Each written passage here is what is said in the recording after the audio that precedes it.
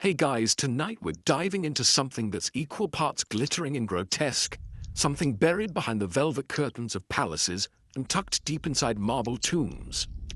This story has castles, crowns, crushed dynasties, and chromosomal mistakes. Yeah?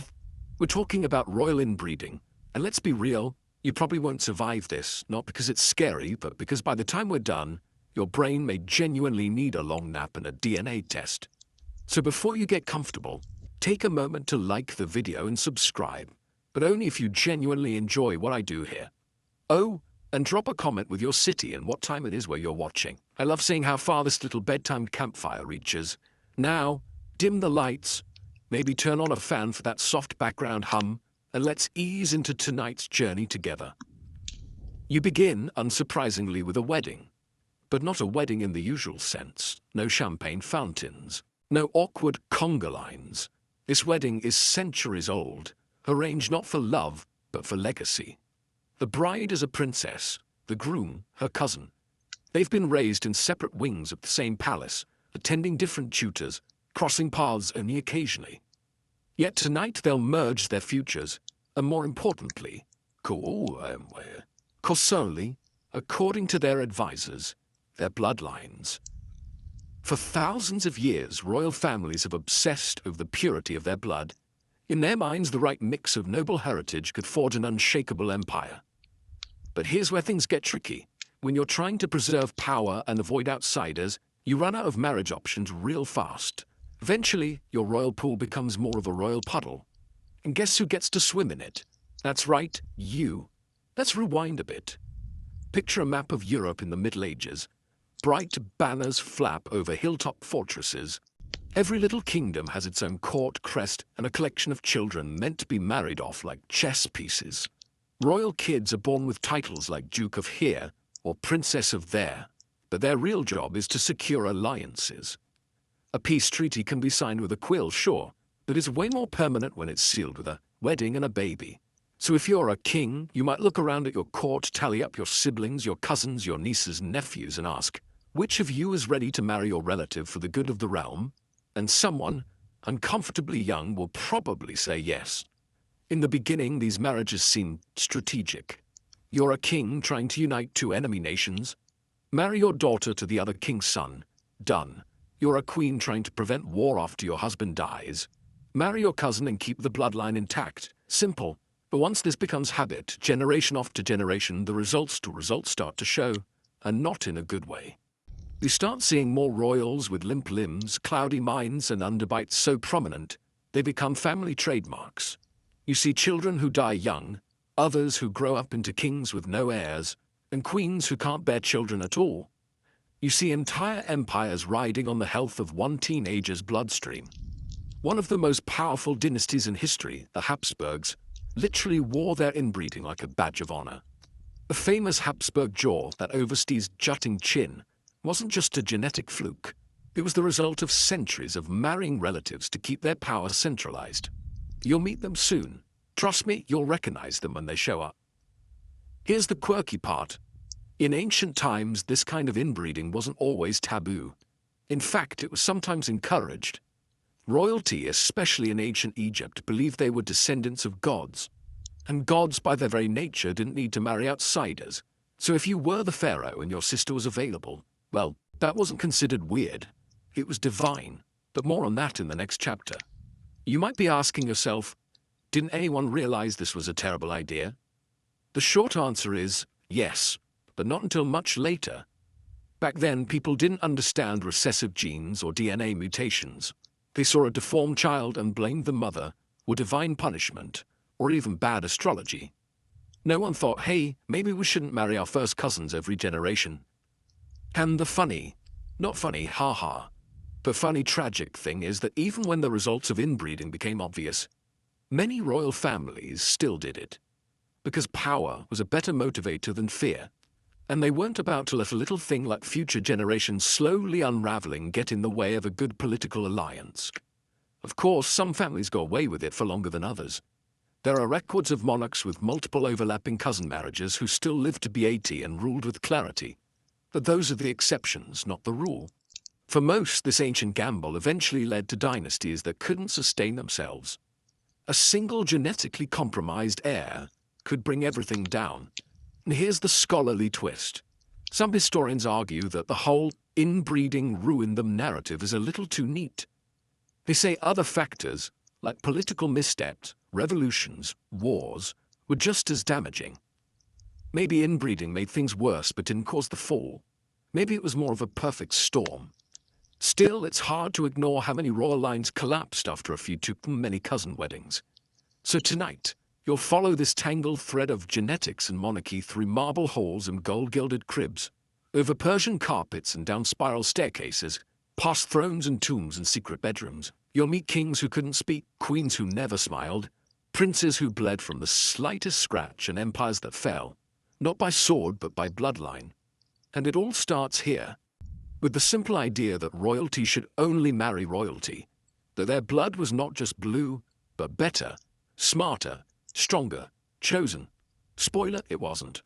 You glide backward through time and across continents, slipping into the dry, echoing corridors of ancient Egypt.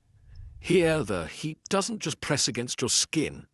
It seems to pulse from the stones themselves, as if the sun has been captured inside the architecture.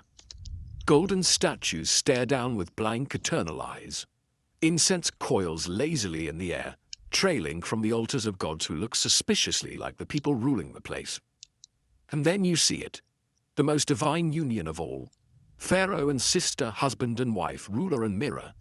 In this world, marrying your sibling isn't taboo, it's theology. If you're born into the royal house of Egypt, you're not just noble, you're descended from gods. That's not a metaphor. The ancient Egyptians believed their pharaohs were the living embodiment of Horus, the falcon-headed god of kingship, and the son of Osiris-Nisus. And if the gods kept it in the family, well, why shouldn't you? So imagine yourself as a princess in the 18th dynasty. You're groomed not for a foreign prince or a distant cousin, but for your own brother. You walk the palace garden beside him, veiled in silks and gold, discussing offerings to the gods and the ideal time of year to conceive a divine heir. You're not just maintaining power, you're replicating the sacred pattern laid out by the gods themselves, and the kingdom applauds you for it. Take Asinet and Nefertiti, for instance. Though modern scholars still debate whether Nefertiti was his cousin, sister, or unrelated entirely, it's clear the practice of marrying within the immediate royal family was entrenched. Akhenaten, the so-called heretic pharaoh, even married one of his own daughters later in life. That wasn't a scandal, it was continuity. One royal body divided into many roles: father, brother, husband, god. But the real showstopper of royal inbreeding in Egypt is Tutankhamun. King Tut, the teenage pharaoh whose tomb set the modern world on fire with gold and curses, was the literal product of a sibling union. Genetic analysis of his mummy, yes, they ran DNA tests on him, revealed his parents were full brother and sister. That means Tut didn't just wear the crown, he wore the consequences of divine obsession. You approach his chamber now. He's barely 19, but his body tells a different story. Club foot, a cleft palate, a curved spine. You notice how the royal artist tried to flatter his features, but the skeleton underneath is hard to deny. The boy king may have ruled over a mighty civilization, but he likely walked with difficulty and pain. There's even speculation that he relied on canes, and may have suffered from multiple inherited disorders. The glory of Egypt's god-kings, propped up by walking sticks and prayers. And here's your quirky sidebar. King Tut was buried with over 130 walking sticks. Either he was a collector, or he really needed them. Some had worn tips, indicating regular use, not just symbolic status props. Imagine the golden boy of Egypt limping into ceremonial halls, leaning heavily on a cane while being hailed as the living god on earth. You have to wonder if the irony occurred to anyone. Even then, Egypt's obsession with royal purity wasn't just about appearances, it was about divine legitimacy. Outsiders weren't just culturally suspect, they were cosmically unclean.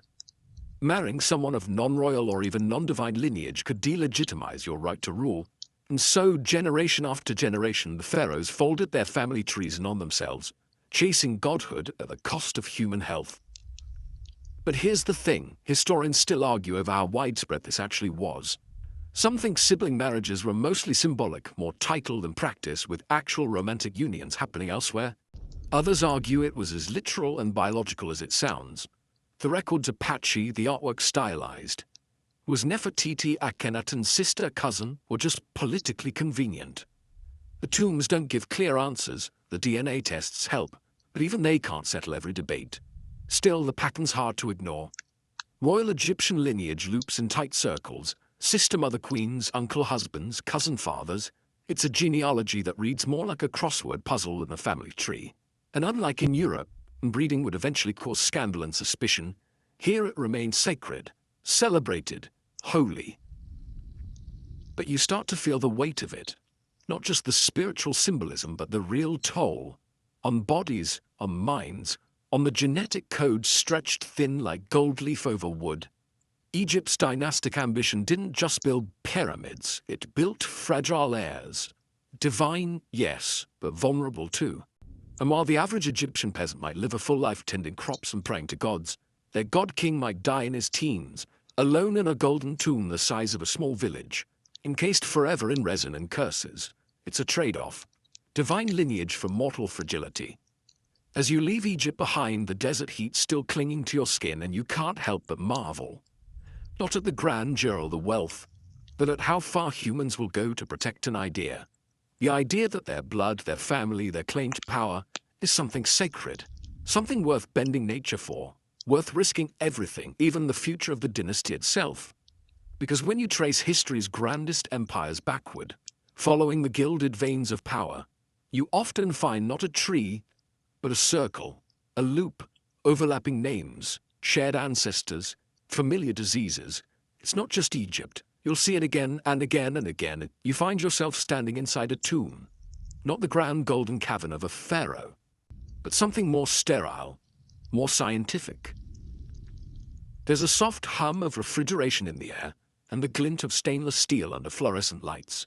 Here, in this climate-controlled chamber, lies the preserved legacy of Egypt's most famous child king. Tutankhamun, Tut to his friends, if he had any, is stretched out under layers of linen and time. His face, now shrunken and dark, stares up blankly. But you're not really here for his charisma. You're here to examine the blueprint of royal inbreeding in the flesh. It's kind of poetic, really. The boy who once ruled the world's most mythic empire is now the subject of medical papers and DNA studies. In 2010, a team of scientists ran a full genomic analysis on Tut and his family. And when the results came in, it wasn't just dusty scholars who sat up straight. Turns out the rumors were true. Tut's parents weren't just related. They were full siblings, brother and sister. No degrees of separation, no awkward family dinners with extended relatives. Just two children of Akhenaten, determined to keep their divine bloodline undiluted and oblivious to the consequences.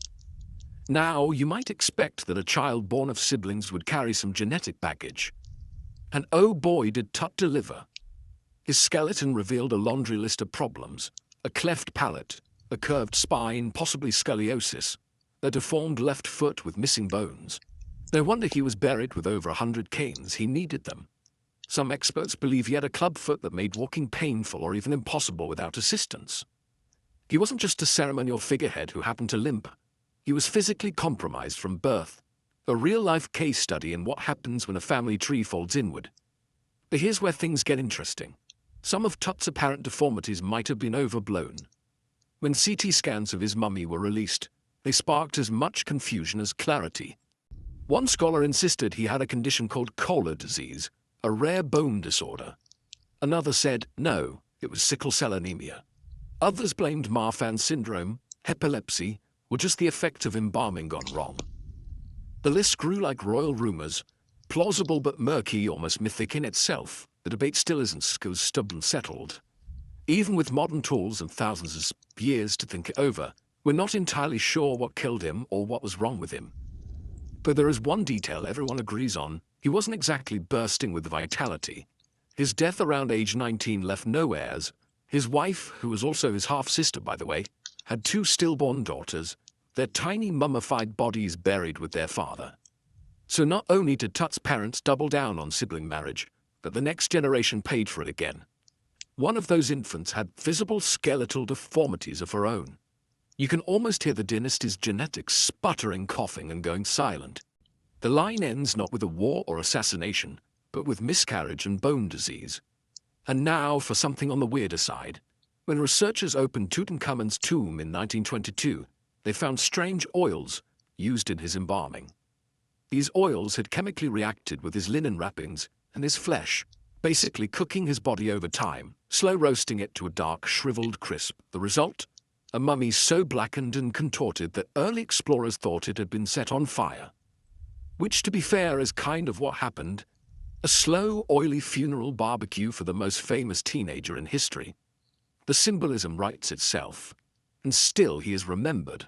Not for his policies or battles, because he had neither, but for the spectacle of his burial, the glimmer of gold and the quiet horror beneath it. His tomb was small by pharaonic standards, possibly rushed, probably second-hand, yet the treasures inside told a story of wealth and ambition, of a boy king meant to inspire awe, even in death. But what they didn't speak of, at least not loudly, was the tragic, increasingly fragile dynasty that placed him on the throne in the first place.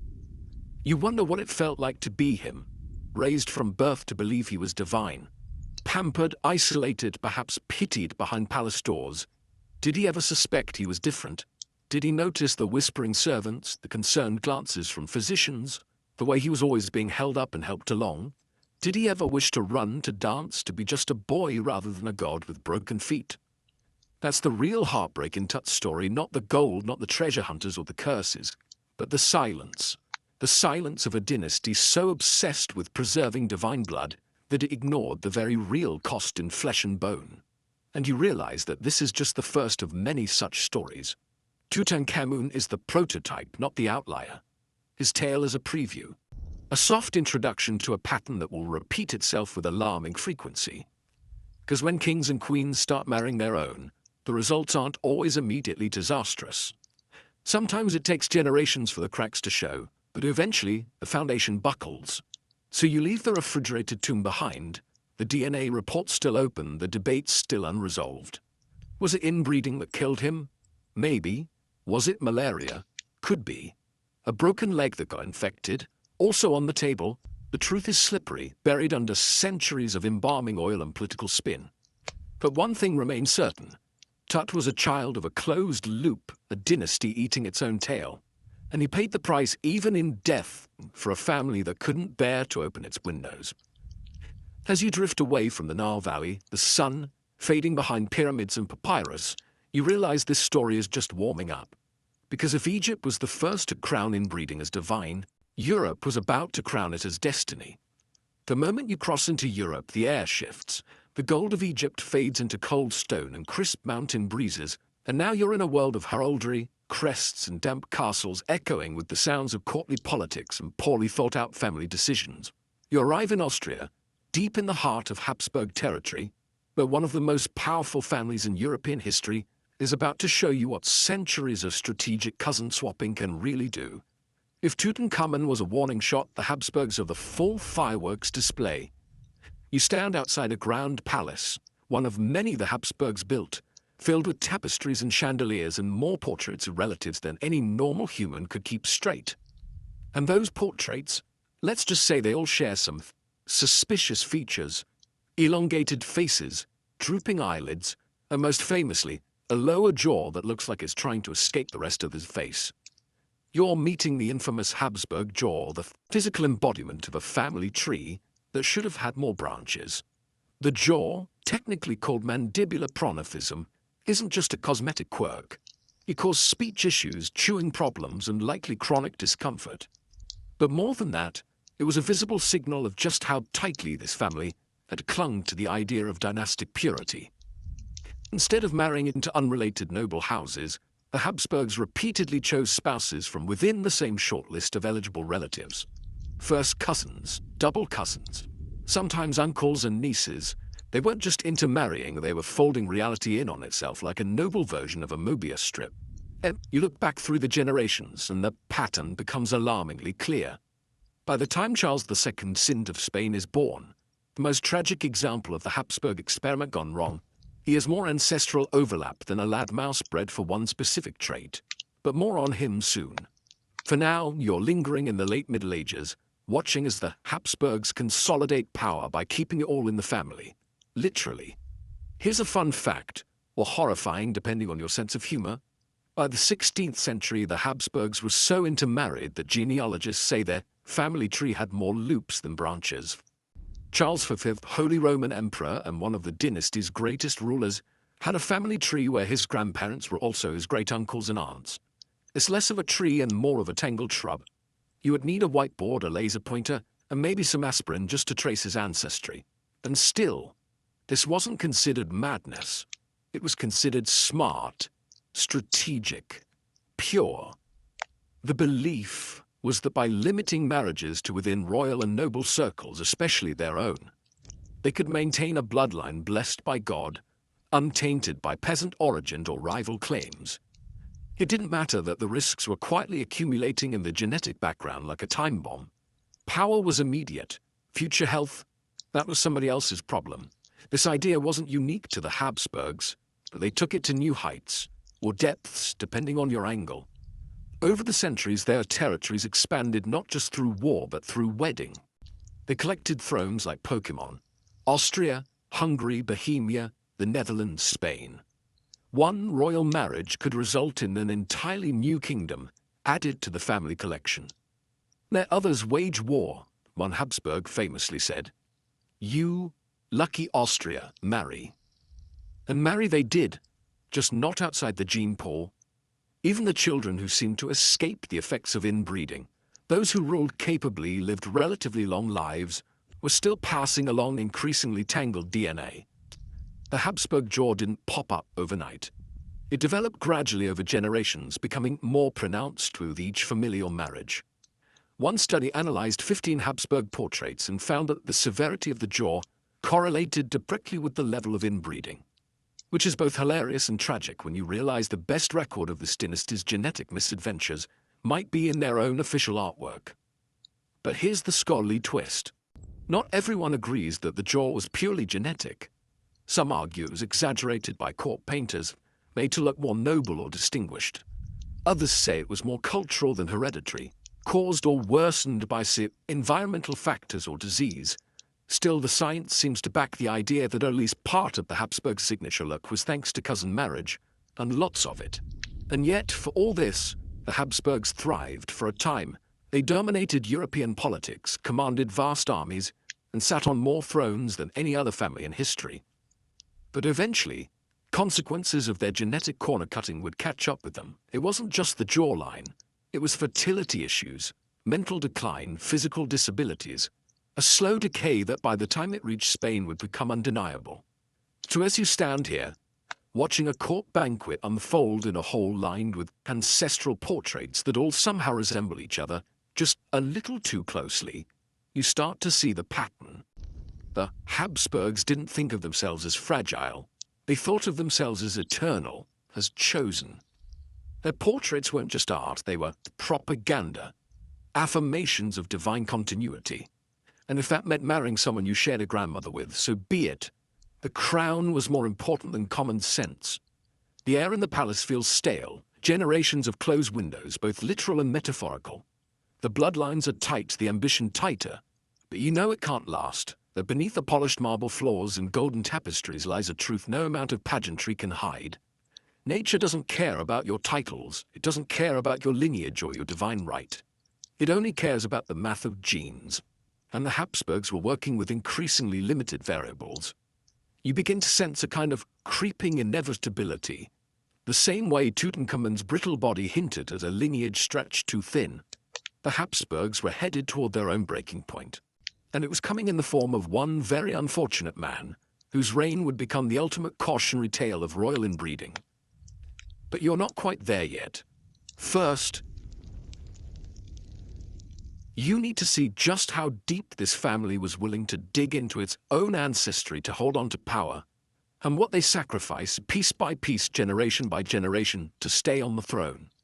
You walk slowly into the royal court of Spain in the late 1600s, where the atmosphere is dense with incense, candle smoke, and the quiet dread of a kingdom holding its breath.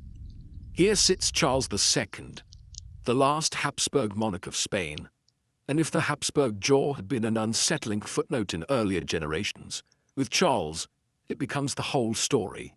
He's the living and barely functioning conclusion of 2 centuries of desperate inbreeding. His body is a cautionary tale carved in bone and flesh. You watch him from respectful distance, surrounded by worried nobles and hopeful priests, and you can't help but feel the weight of inevitability pressing down like a stone ceiling.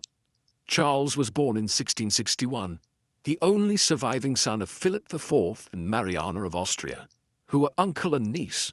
So right out of the womb, Charles was carrying a genetic load most of us wouldn't wish on a cockroach. His family tree doesn't branch so much as it loops, with his father also being his great-uncle. Imagine trying to explain that at Thanksgiving. The result of this complicated lineage. Charles inherited a double dose of recessive genes, giving rise to the most extreme example of Habsburg inbreeding ever recorded. From the start, Charles was frail. He didn't speak until he was 4. He didn't walk until he was 8. His jaw was so massively pronounced he couldn't chew properly and was often fed a diet of liquid foods. His tongue was unusually large, which made speaking a laborious, often embarrassing task. His immune system was a disaster. His body was painfully thin, almost skeletal in adulthood, and he had seizures, frequent infections, and bouts of violent vomiting. His court physicians reported malformed genitalia, infertility, and blood that would not congeal. He was called El Hechizado, the bewitched, because people couldn't believe one human could suffer so many ailments without some sort of dark sorcery involved. But here's the heartbreaking twist. Despite his alarming physical and mental limitations, Charles still had to rule. You watch him seated on a golden throne, slumped forward slightly, as advisors speak for him and scribes do the actual governing. Spain is falling apart, its empire crumbling, its treasury empty, but the crown is balanced, however unsteadily, on his aching skull. You wonder how often he was aware of his own limitations. Was he lucid during his reign? Did he know he was more puppet than king? Historical records suggest his mental capacity was delayed, but not completely absent. He loved theatre. He adored his second wife. He wept when he couldn't produce an heir. The portraits of Charles II are eerily honest, no flattery here. Artists couldn't airbrush the damage. His elongated jaw juts out unnaturally. His chin merges with his lower lip like 2 slabs of clay. His eyes seem vacant, a little lost, as though constantly waiting for someone to speak up and explain what's going on. The most tragic detail: despite his suffering, Charles desperately tried to fulfill his duty. He married twice, he prayed, he sought medical cures, but the truth was baked into his DNA. He was the last flickering flame of a royal line that had burned too long on the same fuel. And here's your quirky historical side note. Charles's autopsy, performed after his death in 1700, reads like a medieval horror story. According to the doctors, his body was putrefied, full of worms, his heart the size of a peppercorn, his lungs rotten, his intestines gangrenous, and his brain full of water. Granted, autopsies back then were more poetic than precise, but the gist is clear. The poor guy's body was a genetic battlefield, and the losing side had surrendered long before the final bell rang. Now comes the scholarly debate. Was Charles II's downfall purely the result of inbreeding, or was it just one piece of a much bigger collapse? Spain was already in decline during his reign. It had overspent, overextended, and overcolonized. Some historians argue that focusing too much on Charles's health obscures the real political and economic failures of the empire. Others say the two are inseparable, that Spain's refusal to look outside the royal bloodline for new leadership was exactly what doomed it. After all, when your ruling class is genetically melting from the inside, you can't really expect efficient governance, right? You stroll now through the empty halls of Charles's palace, the once lavish rooms faded and musty. Portraits of long-dead ancestors glare down at you, each one a chapter in the story that led here. The silence is heavy. This is the end of the Spanish Habsburgs. Charles II died without an heir, sparking a European crisis that led to the War of the Spanish Succession. His death wasn't just the end of a life, it was the final exclamation point on 2 centuries of royal self-sabotage. It's easy to make fun of Charles, the jaw, the illnesses, the parade of medical horror, But as you spend more time in his company, you begin to feel a little compassion for him. He didn't choose this. He didn't draft the marriage contracts or design the family tree. He was born into a genetic house of cards already swaying in the wind. And still, he wore the crown. He endured the whispers. He outlived expectations. He tried to rule a broken empire with a broken body. As you leave his court behind, one thing becomes clear. The Habsburgs didn't just gamble with power, they gambled with nature. And nature, unlike politics, always calls its debts. Charles was the final receipt. And in the long, twisted game of royal inbreeding, he was the warning no one wanted to see until it was too late. You follow the long shadow cast by Charles II into the wider corridors of European history, where the end of one royal life often signals the start of international chaos. When Charles dies in 1700, jaw clisson-menched, body broken, lineage officially extinct. Spain doesn't just lose a king, it loses stability, clarity, and any illusion that the bloodline strategy was sustainable. The throne is now empty, and every major power in Europe eyes it like a vulture circling a banquet. What follows isn't just a crisis, it's a continental scramble that explodes into one of the most devastating wars of the 18th century. Because the problem with an inbred monarchy isn't just genetic, it's geopolitical. You drift into the early 1700s as emissaries in powdered wigs and silken tights rush back and forth between capitals. Every court from Versailles to Vienna claims some right to the Spanish crown. The French Bourbons argue they have the bloodline. The Austrian Habsburgs say, well, so do we. The British and the Dutch, meanwhile, mostly want to prevent France from absorbing Spain and becoming an unstoppable super-empire. And so, over a dead king's fragile body, the War of the Spanish Succession ignites, a decade-long brawl that drags in nearly every major European power and kills over 1 million people. And it all started because one royal family couldn't stop marrying itself. You move through war rooms now. Maps are unfurled on oak tables, wax seals popping open like fireworks.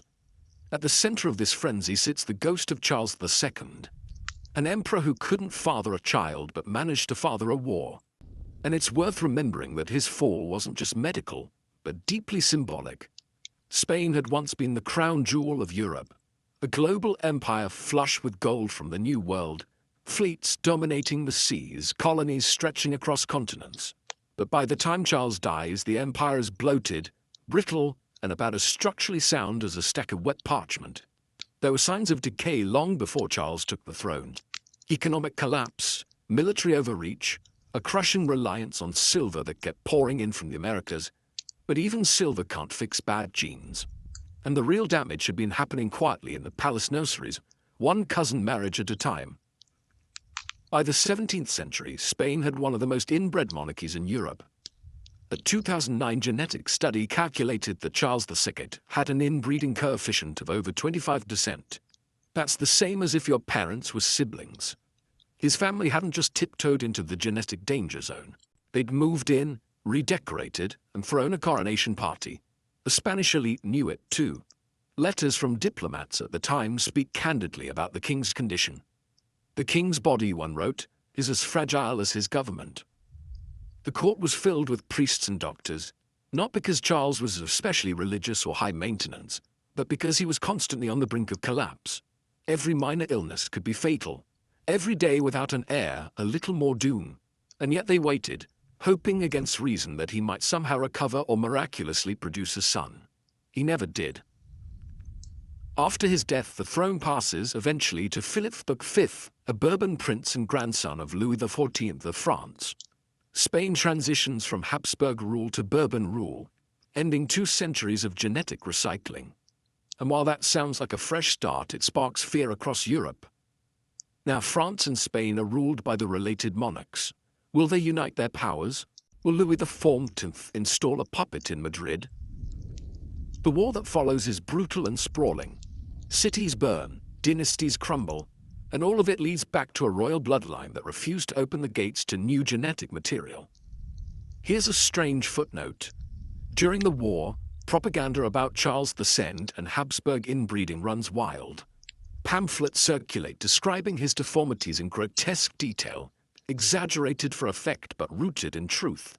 He becomes a symbol not just of decline, but of grotesque mismanagement, of unnatural governance. Political enemies use his image to condemn the entire Habsburg legacy. Look what happens, sir, they seem to say, when rulers play God with their family trees. And yet, even after this cataclysm, cousin marriage doesn't go away. Not entirely. Other dynasties keep the tradition alive, convinced they can beat the odds. The Bourbons themselves dabble in it. The French court is no stranger to cousin unions, as you'll see soon. The lesson of Charles II was loud, dramatic, and medically explicit, but it was not universally absorbed. Still, Spain's transition to Bourbon rule marks a turning point. Slowly, subtly, monarchies begin to shift their policies. Marriages start happening with a bit more biological distance. The emphasis moves from pure bloodlines to strong alliances, from uncle-niece pairings to distant cousins with less overlapping DNA.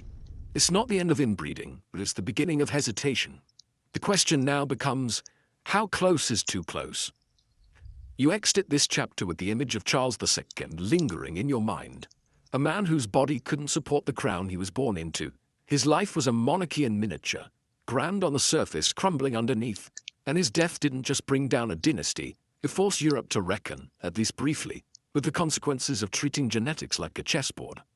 Of course, old habits die hard. And just across the Pyrenees, another royal family is preparing to double down on bloodline purity, convinced they'll do it better. You find yourself strolling through the sun-drenched gardens of Versailles, where everything smells faintly of roses, powdered wigs, and the inflated self-confidence of divine right. Here, under gold-plated ceilings and within perfectly symmetrical halls, another royal family is engineering their own genetic Rubik's Cube. The Bourbons, France's most theatrical answer to royalty, have been watching their Habsburg cousins implode across the border with all the schadenfreude of an extended soap opera binge. And yet, instead of heeding the obvious red flags, they're doubling down on the exact same strategy. Marry your cousin, marry your niece, just don't marry a nobody. That would be madness. You drift through the court of Louis XIV, the Sun King himself, and instantly feel the difference. Where Charles II's court was heavy with decay and desperation, Versailles hums with opulence and calculated drama. There's dancing, music, gossip, layers and layers of spectacle to distract from the fact that behind closed doors, these marriages are being arranged with the subtlety of a cattle auction. Louis XIV is a master of theatre, and he understands the political necessity of keeping royal bloodlines in play. He's surrounded by daughters, nieces, and cousins, and they are chess pieces to him, moved across Europe to secure alliances and bolster France's reach. The practice of cousin marriage isn't just tolerated here, it's practically policy. Louis himself marries his double first cousin, Maria Theresa of Spain, a match that's not only expected but celebrated as a union of great Catholic powers. And sure, she brings with her the Habsburg jaw and some questionable genes, but no one's really thinking about long-term effects. It's the alliance that matters, not the hemophilia risk. You're watching history repeat itself, only this time with better fashion and tighter corsets. At court, there's a quiet understanding that keeping things in the family is a virtue. The further you reach down the social ladder, the more you risk introducing instability. Peasants with bad habits, commoners with unpredictable loyalties, or worst of all, new blood that hasn't been vetted by generations of incestuous vetting. So the Bourbon loop back on themselves. Louis XIV's brother marries their niece, his daughter marries her cousin.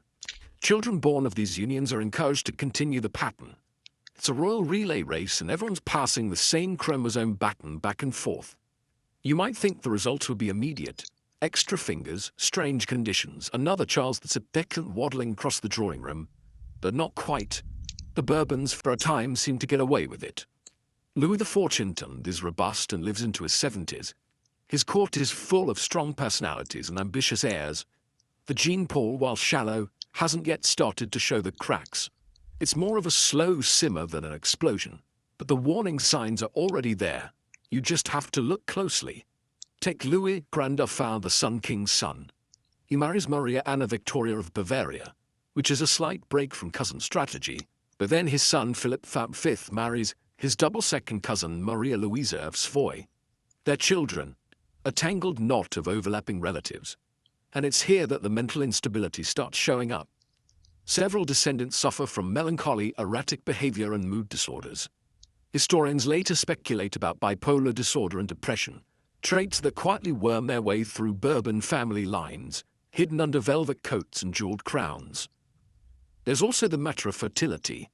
Despite the numerous unions, child mortality remains high. Heirs are born sickly or die young. Marriages result in stillbirths or weak offspring who don't survive to adulthood. It's not dramatic enough to derail the dynasty just yet, but you can feel the tension building, like a cracked chandelier, swaying ever so slightly with each generation. Here's your weird historical fact for the night. Louis XIV's court was so obsessed with appearances that they created special padded breeches and corsets for children to force them into a specific, noble posture from infancy. The goal wasn't just elegance, it was a kind of physical conformity, a visual guarantee of health and control. Meanwhile, behind those rigid clothes, some of these children were born with club feet, scoliosis, or neurological quirks that would later be dismissed as divine melancholy. And what do the scholars say? Well, some argue that the Bourbons had a better run than the Habsburgs simply because they weren't as intensely inbred. There were still cousin marriages, yes, but fewer uncle-niece pairings, fewer generational repeats. Others claim the dynasty's apparent health was just a surface illusion, and that the genetic load was slowly accumulating, masked by wealth and status. When symptoms showed up, they were brushed off as eccentricity or romanticized as noble suffering. After all, a king's sadness was never just depression, it was the burden of leadership. And a queen's infertility wasn't necessarily genetic. Maybe it was just divine will, but you've seen this pattern before, you know how it ends. As the 18th century rolls on, the Bourbons' luck begins to wobble. Mental illness becomes more common. Infants die with alarming frequency. Later branches of the family, especially in Spain and Naples, start showing the unmistakable signs of recessive gene issues. By the time the French Revolution erupts in 1789, the monarchy is already a creaking edifice. Some blame politics, others economics. But there's no denying that after centuries of internal pairings, the once golden bloodline is now limping along on shaky DNA. You stroll now through the gardens at twilight. Versailles glows in the distance, still beautiful, still whispering of glory. But you feel the rot beneath the roses. The Bourbons may have avoided the spectacle of a Charles II, but they're far from immune. The court's obsession with blood purity created a lineage that would eventually find itself outmatched, not just politically, but biologically. The dynasty that believed in divine inheritance was, in fact, quietly inheriting failure. As you drift past mirrored halls and into the quiet wing of the palace where children once slept under silk canopies, you can almost hear the breathing of history. Shallow, uneven, and laced with denial. The Bourbons weren't yet broken, but their future was already hardwired for trouble. And the next act? Let's just say things are about to get even more tangled. You wake up to the clang of hooves on cobblestone, and the faint rustle of silk skirts brushing marble floors. The Bourbon dynasty is on the move, shuffling more cousins around like an elite matchmaking service for people who all have the same 5 ancestors. You're in the 1700s now, slipping between palaces from Paris to Naples, Madrid to Parma. And it feels less like a royal family and more like a feedback loop dressed in lace. The cousins are getting married again, surprise, and the roulette wheel of genetics is spinning faster than ever.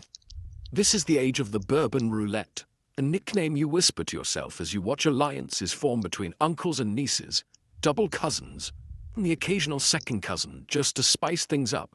It's not just about France anymore. Now Bourbon blood is flooding into Spain, southern Italy, and beyond, carving new lines of power through familiar DNA. You realize that Versailles wasn't the end of the story, it was the launch pad.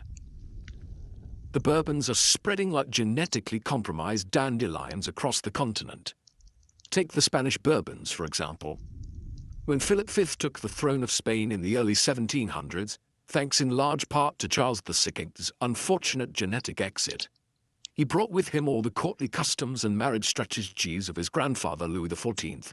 That meant cousin marriage galore, his sons married into cousin houses, his grandsons married second cousins, and so on. Over time, this habit started to echo the very pattern that doomed the Habsburgs, and nobody seemed to notice, or maybe they noticed, and just quietly cross their fingers. You stroll into a wedding banquet in Madrid where Charles IV of Spain, another Bourbon, is celebrating his union to his double first cousin, Maria Louisa of Parma. They're both direct descendants of Philip V, which means they're children. Well, those kids are essentially Philip V twice. Charles IV himself is physically healthy, mostly, but his descendants, they begin to show cracks. Their son Ferdinand VII marries his niece twice, the same niece. Once she dies, he marries her younger sister. Because if the first batch of genes didn't spark an heir, you might as well double down. By this point, the Bourbon family tree starts looking less like a tree and more like a hall of mirrors. Every generation reflects the last. The same names, the same faces, and increasingly the same symptoms. The more tightly they loop their bloodlines, the more fertility problems they encounter. Children die young, pregnancies end prematurely, survivors are often sickly, emotionally unstable, or plagued by mysterious ailments. One heir faints constantly. Another has unexplained rages. One is described as having fits of sadness that lingered for months. But still, the marriages continue. The roulette wheel keeps spinning. And here's the weird historical tidbit you overhear during dinner. One Spanish Bourbon prince reportedly believed he could control disease by wearing a necklace made of dried frogs. This wasn't some odd rural tradition. It was a nobleman, raised in a palace, who was taught that cousin marriage was science, but basic biology was magic. The irony practically paints itself. Meanwhile, across the border, the French Bourbons aren't doing much better. You drop in on the House of Orléans, Louis XIV's cadet line, where cousin marriages continue under the radar, dressed up as courtly tradition. You see young nobles with mild deformities hidden beneath tailored coats. You hear whispers of mental illness treated with leeches and prayer. Still, the dynasty thrives on paper. Power remains centralized. And the idea of marrying outside the family? Scandalous. But even with all this marrying and remarrying, succession is no longer smooth. Infighting becomes common. Legitimacy is questioned. And behind closed doors, the royal families begin to realize they're running out of eligible cousins. The gene pool isn't just shallow, it's evaporating. That doesn't stop them from dipping into it, though. The pressure to marry appropriately outweighs the risks. Better a deformed heir than a commoner. Here's where scholars start to diverge. Some argue that the Bourbon decline, like the Habsburgs, was as much about politics and war as it was about inbreeding.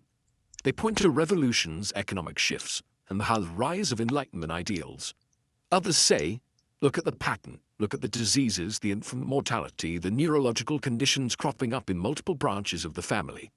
It may not be as extreme as Charles II, but it's there, creeping in like mold behind expensive wallpaper. You wander through a Spanish court nursery, quiet now, and stare into cribs that once held Bourbon infants born into fragile bodies. You read letters from midwives, terrified of announcing another miscarriage. You feel the slow mounting pressure on every royal couple to produce a viable heir, and the increasingly desperate measures they'll take to do it. Herbal tonics, dangerous medicines, magical amulets, and of course another round of cousin proposals. By the late 1700s, it's clear this roulette wheel isn't rigged in their favor. Spain and France are both on the edge. Their dynasties are brittle, overextended, and poorly prepared for the revolutions barreling toward them. When the French Revolution finally explodes, it's not just because of taxes or Enlightenment thinking. It's also because people are tired of watching a tiny, genetically looped elite hoard power and wealth while pretending it's ordained by heaven. You step back and look at the board. The Bourbon cousins are all connected, like a game of dominoes waiting to collapse. And though some survive, rebranded as constitutional monarchs in quieter modern roles, the old model is broken. The royal roulette is finally losing its glamour, and even the players are starting to notice. So the next time a crown is placed on a baby's head, the question won't be what's their title, it'll be who's their mother's cousin's brother's niece, and why does that matter? You already know the answer. It matters because too much raw roulette, too much spinning in the same shallow circle, doesn't just weaken dynasties, it erodes the very idea of royalty itself. And that idea, once divine, is now starting to wobble. You glide north now across the Channel and into the fog-draped kingdom of Great Britain, where powdered wigs are taller, emotions are quieter, and scandal hides behind the veneer of decorum. Here, the monarchy has always insisted on being different, stoic, calculated, a bit more buttoned up than their flamboyant cousins in Versailles. But if you thought they avoided the genetic pitfalls of European royalty, think again. The British royal family had its own carefully folded branches, and its own shadows lurking behind polished portraits. You step into the 18th century and find yourself in the middle of drawing rooms where blue blood still runs just a little too familiar. You pause in the Georgian era, an age of elegant restraint and powdered reserve, and meet King George III. At first glance, he seems like a textbook monarch. Dutiful, God-fearing, a bit stiff but popular enough. He marries Princess Charlotte of Mecklenburg-Strelitz, a distant cousin but not so close as to raise eyebrows. At first, they seem to escape the worst of the European cousin trap. Their marriage is happy, fertile, 15 children, which feels less like a family and more like a soccer team. But underneath this healthy facade, something begins to unravel, slowly, quietly. As you drift through Windsor Castle's corridors, whispers echo through the tapestries. Strange behavior from the king, long conversations with empty rooms, explosive rants delivered to baffled courtiers. At first, it's dismissed as stress. Governing is hard, especially during the American Revolution, when one of the colonies throws a tea party and suddenly wants a divorce. But then the spells worsen. George III begins writing letters without stopping. His sentence is tangled and frantic. He talks until he's hoarse. He hallucinates. He loses touch with reality altogether. Now the rumors swirl. The king is mad. But what does madness mean in a royal context? Some blame it on divine punishment, others on overwork. But behind the theories lies a quieter possibility: genetic predisposition. George III is a descendant of a tightly intermarried German royal house, the House of Hanover, which had made strategic cousin marriages the norm for generations. On paper, they were foreign, but in reality, the same dance was happening, just with slightly different titles. When George married Charlotte, they shared more ancestors than they probably realized. A small, closed aristocratic circle, traded back and forth like a family heirloom. One theory that still divides scholars is porphyria, a rare blood disorder that can cause hallucinations, anxiety, and episodes of psychosis, symptoms eerily similar to those George displayed. Porphyria is hereditary, and it's been linked to European nobility through multiple family lines. But not everyone agrees.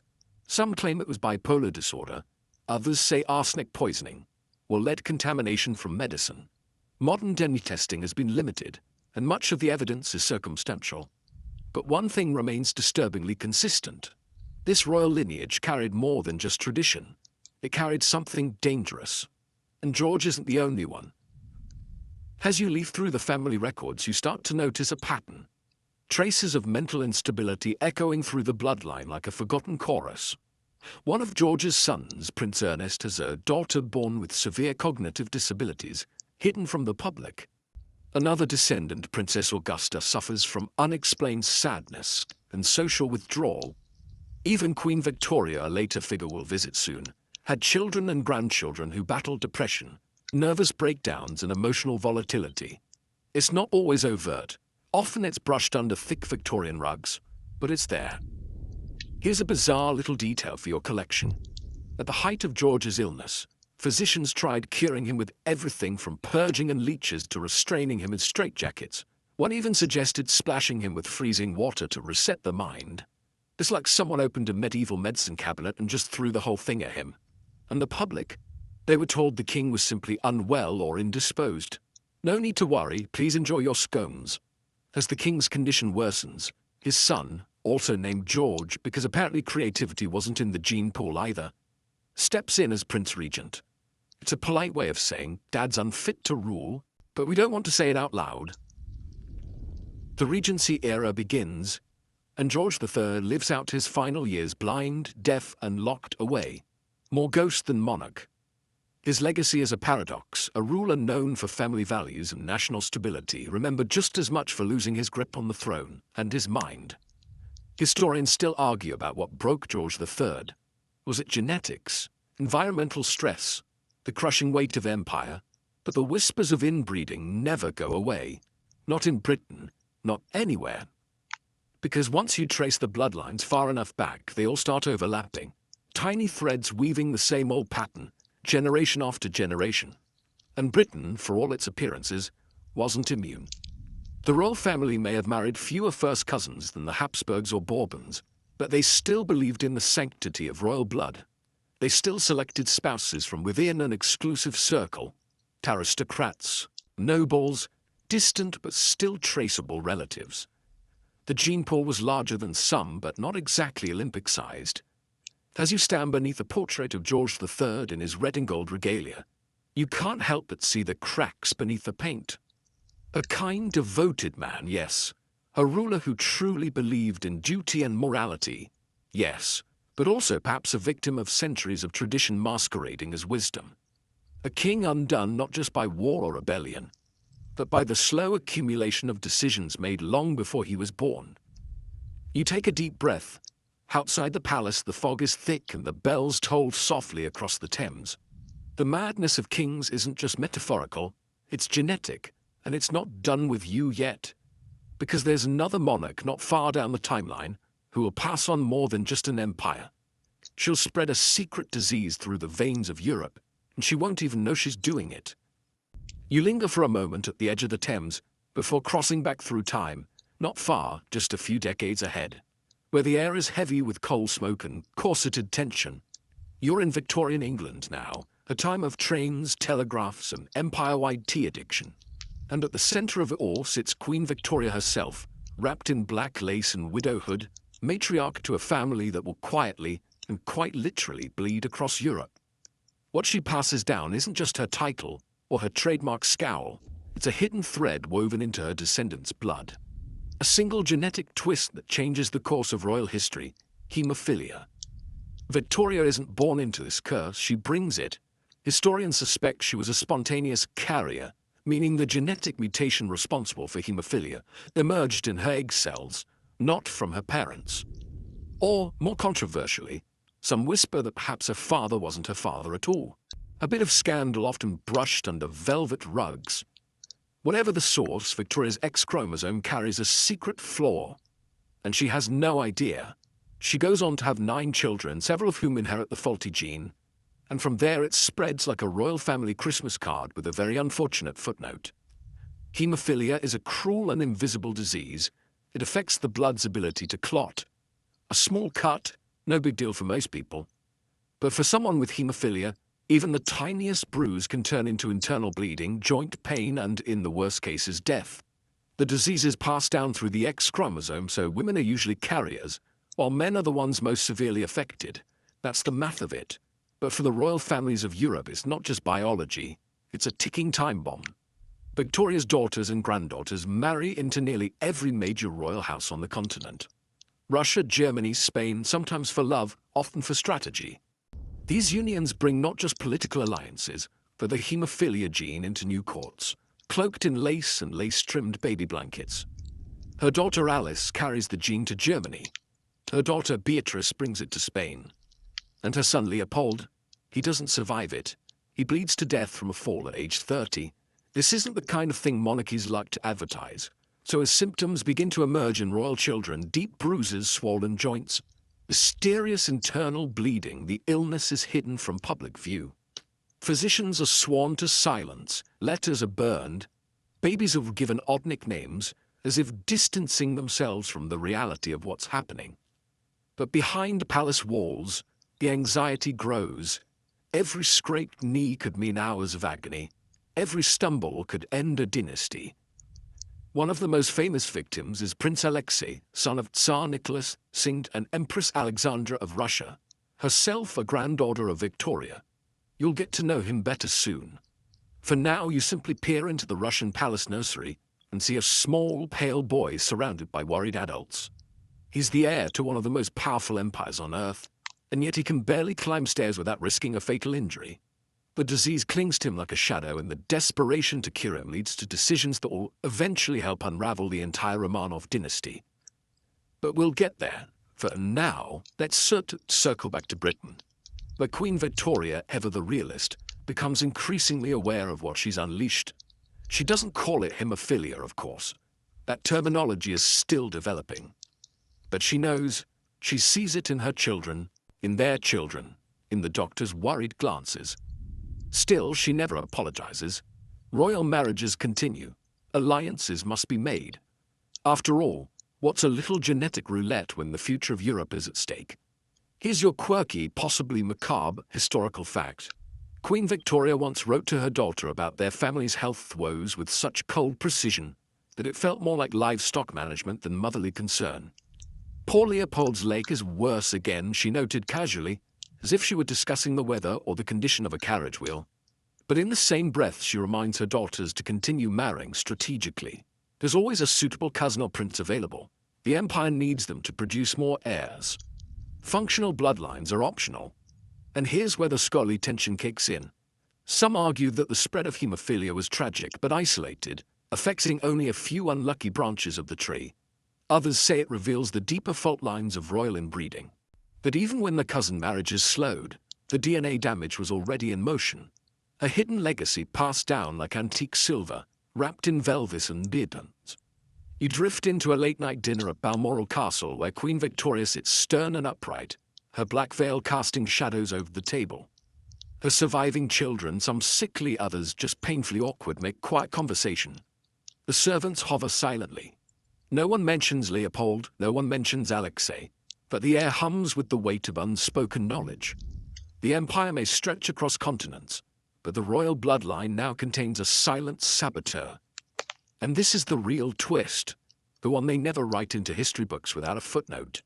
While Victoria believed she was securing peace by marrying off her children into every corner of the continent, she was also ensuring that almost every major royal house would inherit this invisible curse. Not in every child, not in every marriage, but just enough to matter, just enough to fracture thrones and fill royal cribs with worry. You leave her now, standing stiff in a portrait hall lined with faces that all share her eyes, her jaw, her quiet severity. A family dynasty genetically stamped. She is the grandmother of Europe, yes, but also the genetic courier of a disease that would haunt her descendants for over a century. And the tragedy is, she never knew the full cost. The alliances were solid, the ceremonies were beautiful, but the blood beneath the crown was starting to slip. You step quietly into a Russian winter, the snow crunching softly beneath your boots, as if the land itself is trying not to wake the boy sleeping upstairs. You're in the grand palace of the Romanovs now, where chandeliers sparkle like icicles and the weight of empire sits heavily on every gilded frame and silk-upholstered chair. It's 1904, and Empress Alexandra, granddaughter of Queen Victoria, has just given birth to a long-awaited son. The imperial family is ecstatic. Russia finally has a male heir, a future Tsar. They name him Alexei, and for a fleeting moment, the halls of the Winter Palace echo with laughter and hope. But that hope won't last. Just weeks after his birth, Alexei begins to show signs that something is very wrong. A small bruise on his thigh turns into an alarming swelling. His cries grow sharper, more panicked. A minor bump leads to days of agony. The doctors are baffled at first, careful not to alarm the Empress. But Alexandra isn't stupid. She knows what this is. She saw it in her own family. She knows the curse running quietly through Victoria's descendants. And now it's claimed her son. Hemophilia has entered the Romanov dynasty. From that moment on, Alexei's life becomes a carefully choreographed routine of protection. His steps are watched, his toys are padded, his playmates are few. You can almost see the dread thick in the air around him, as if every corridor he walks is lined not just with guards but with prayers. And while Nicholas II, the Tsar, tries to put on a brave face, Alexandra collapses into anxiety. She becomes obsessed with her son's condition, terrified that a single fall could end not just his life, but the entire future of the monarchy. And that fear becomes a vacuum, a desperation that draws in something far darker than illness. Enter Rasputin. The so-called mad monk arrives at court in 1905, a mystic from Siberia with wild eyes, oily hair, and a presence that feels like a fever dream. He claims he can help Alexei, not with medicine but with prayer, with healing touch, with divine intervention. And when Alexei's symptoms briefly subside under Rasputin's care, Alexandra becomes convinced. This strange man isn't just a healer. He's sent by God. Soon Rasputin becomes her most trusted confidant, allowed into inner chambers, his influence stretching all the way into state affairs. You watch from the corner of a dimly lit drawing room as nobles begin to whisper. Rasputin is coarse, erratic, reeking of drink and contradiction. He speaks in riddles, demands loyalty, and yet, somehow, Alexei improves when he's near. Doctors are furious, ministers are horrified, but Alexandra clings to him, because Rasputin promises what no one else can: her son's survival, her dynasty's salvation. And in doing so he seals their fate, because the Russian people aren't blind.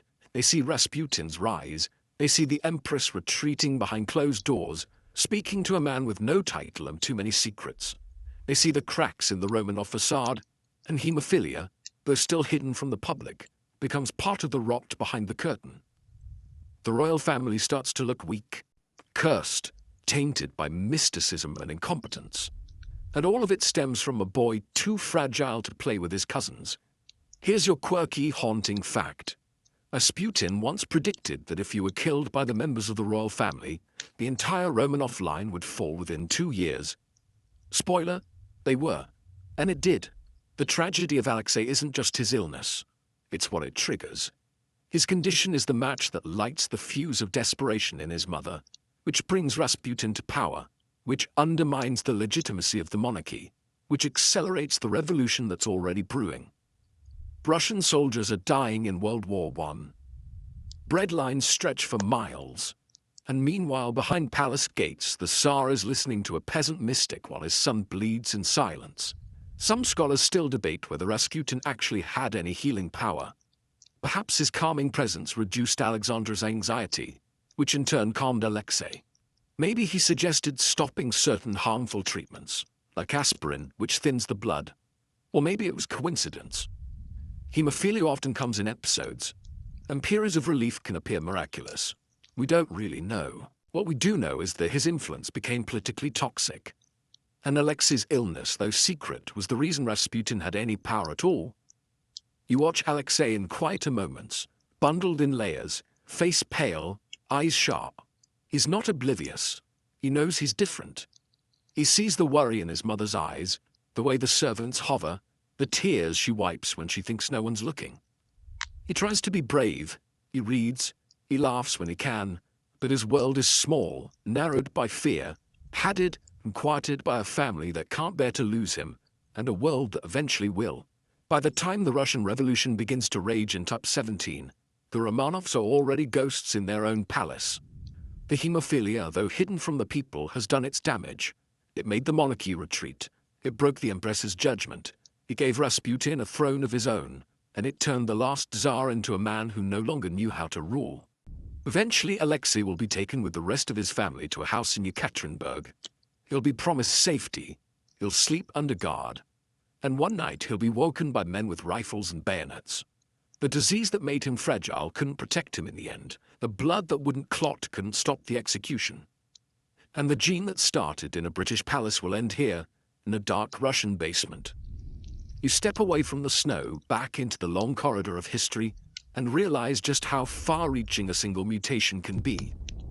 Victoria never knew, Alexandra could never have imagined, but a fragile boy born into gold carried with him the unraveling of an empire. And he's not the only one. The snow hasn't even settled on the Romanov tragedy before you're pulled westward again. Back into drawing rooms draped in lace and framed portraits of men in sashes and women in pearl-studded tiaras. You're tracing the fault lines of a hidden illness, not just in Russia but across an entire continent. Queen Victoria's hemophilia gene didn't stop with Alexei. He kept traveling, quietly hitching rides in the bloodstream of royal children tucked inside dowries and woven into baby blankets. You're walking now through palaces in Germany and Spain, flipping open family albums where more than one royal heir was handed a crown and a bleeding disorder. Victoria's daughters had been highly sought after, not for their charm, though they had it in plight Victorian doses, but for their political value. Marrying a daughter of the Queen of England meant strengthening ties to the world's largest empire, and so her children were spread like chess pieces across Europe. But what none of their husbands knew, what even Victoria herself hadn't fully understood, was that several of her daughters were carrying a ticking genetic time bomb. Hemophilia was never written into marriage contracts. It didn't show up in portraits, but it made itself known generation after generation in the quiet tragedies behind royal nursery doors. You start in Germany, where Princess Alice, Victoria's second daughter, married Louis IV, 4th Grand Duke of Hesse. Their union produced 7 children, including little Friedrich, nicknamed Fritti. He was beautiful, fair-haired, adored, but he had hemophilia. When he was just 2.5, he fell from a window. It was a short fall, survivable for most children, but Fritti began to hemorrhage internally. Nothing the doctors did could stop the bleeding. He died slowly in agony as Alice held him and wept. It shattered her. She wrote that her heart felt broken in two, and her letters took on a new gravity after that. She understood now what she had passed on. Then there's Beatrice, Victoria's youngest, who married Prince Henry of Battenberg. She too was a carrier, and her son Leopold inherited the disease. He survived into adulthood, but lived cautiously, knowing even the slightest injury could be fatal. He died from a hip injury after a minor fall, while serving in the British Army in Africa. One small fracture, one wrong movement, one unclosable wound. His death was swept aside in official narratives, overshadowed by colonial campaigns and royal marriages, but behind the scenes the family knew the pattern was no longer avoidable. It had taken root. You're now in Spain and the atmosphere grows tense. Victoria Eugenie, another granddaughter of the Queen, marries King Alfonso III of Spain. Her bloodline brings English prestige to the Spanish court. The wedding is grand, the papers call her beautiful, and the Spanish people, somewhat reluctantly, accept a foreign queen. But within a few years, 2 of her sons are diagnosed with hemophilia. It's a political and personal disaster. Alfonso reportedly flies into rage when he learns the truth. He blames her. "You have ruined my life," tells her, coldly, as though she had chosen to poison the bloodline herself. Their marriage, already strained by cultural differences and Alfonso's string of affairs, deteriorates completely. Victoria Eugenie becomes a ghost queen, tolerated but never loved, confined to ceremonial appearances while privately tending to her sons. One of them, Alfonso, Prince of Asturias, renounces his rights to the throne to marry a commoner, one small rebellion in a lifetime defined by constraint. Another, Jaime, suffers from hemophilia, and is also rendered nearly deaf by a childhood surgery gone wrong. Between them, the future of the Spanish monarchy grows fragile and uncertain, all because of an invisible twist in a single gene. You're beginning to see the pattern too clearly now. Royal weddings full of pomp and glory followed by quiet horror in the nurseries. Mothers pacing nervously as doctors whisper behind doors. Tiny coffins carried out the back of palaces, and through it all, the family trees keep branching out, only to fold back in again. Cousins marrying cousins. Carriers marrying into new bloodlines that aren't as new as they appear. The hemophilia gene spreads silently through elegant dining rooms, tucked into the curls of little princes, waiting. And here's the odd historical footnote. Victoria Eugenie knew about the hemophilia risk before her wedding. The British royal family tried to keep it hushed, but rumors had started to leak. Still, the political alliance was too tempting. The marriage went forward anyway, and that decision, rooted in diplomacy over biology, introduced the gene to yet another royal house. It's almost poetic in its cruelty. The pursuit of stability ensured the very fragility they were trying to avoid. By the early 20th century, the curse of hemophilia is well known among European monarchs, even if it's never acknowledged publicly. It's the great unspeakable, and unlike other traits like the Habsburg jaw or delicate constitutions, this one can't be concealed with fashion or public pageantry. It kills, and it does so quietly, often off-stage, away from cameras and crowds. A scraped knee at the wrong time, a bruise that won't fade, a boy who should have ruled but instead is buried with medals he never earned. There's still scholarly debate today about how widespread the disease actually was. Some historians argue it was confined to a few lines and didn't have the dynastic impact we now assign it. Others believe it altered the fate of Europe, softening monarchies, disrupting succession plans, weakening already brittle empires. What's certain is that the idea of blue blood takes on a cruel irony when the blood itself is the problem. You leave these palaces behind, their faded portraits and blood-stained birthrights, and begin to realize something chilling. The hemophilia wasn't just a genetic fluke. It was a metaphor made literal. A dynasty so obsessed with purity it accidentally built its own undoing into the very thing it treasured most, its blood. You return to the cold silence of the Winter Palace, where marble columns stand like frozen sentinels, and the grandeur feels eerily disconnected from the lives that once played out behind these walls. You're here for the boy again, Alexei, the last Tsarevich of Russia. But this time you're not just watching the slow unraveling of his body. You're watching the way his illness reshaped the very axis of Russian politics. How a single bleeding child became the linchpin in a royal family's collapse, and how one desperate mother let a mystic into her heart, her bedroom, and her government. Rasputin is back, and the stakes are higher than ever. By now, Alexei is older, 6, 7, 8, just old enough to understand that he's not like other children. You see it in the way he carries himself, careful with every step. He's playful, intelligent, even mischievous when his health allows, but he's never carefree, and neither is his mother. Alexandra, Empress of Russia, floats through the halls like a woman underwater. Her letters are heavy with fear, her days consumed by prayer. She's lost all trust in her doctors.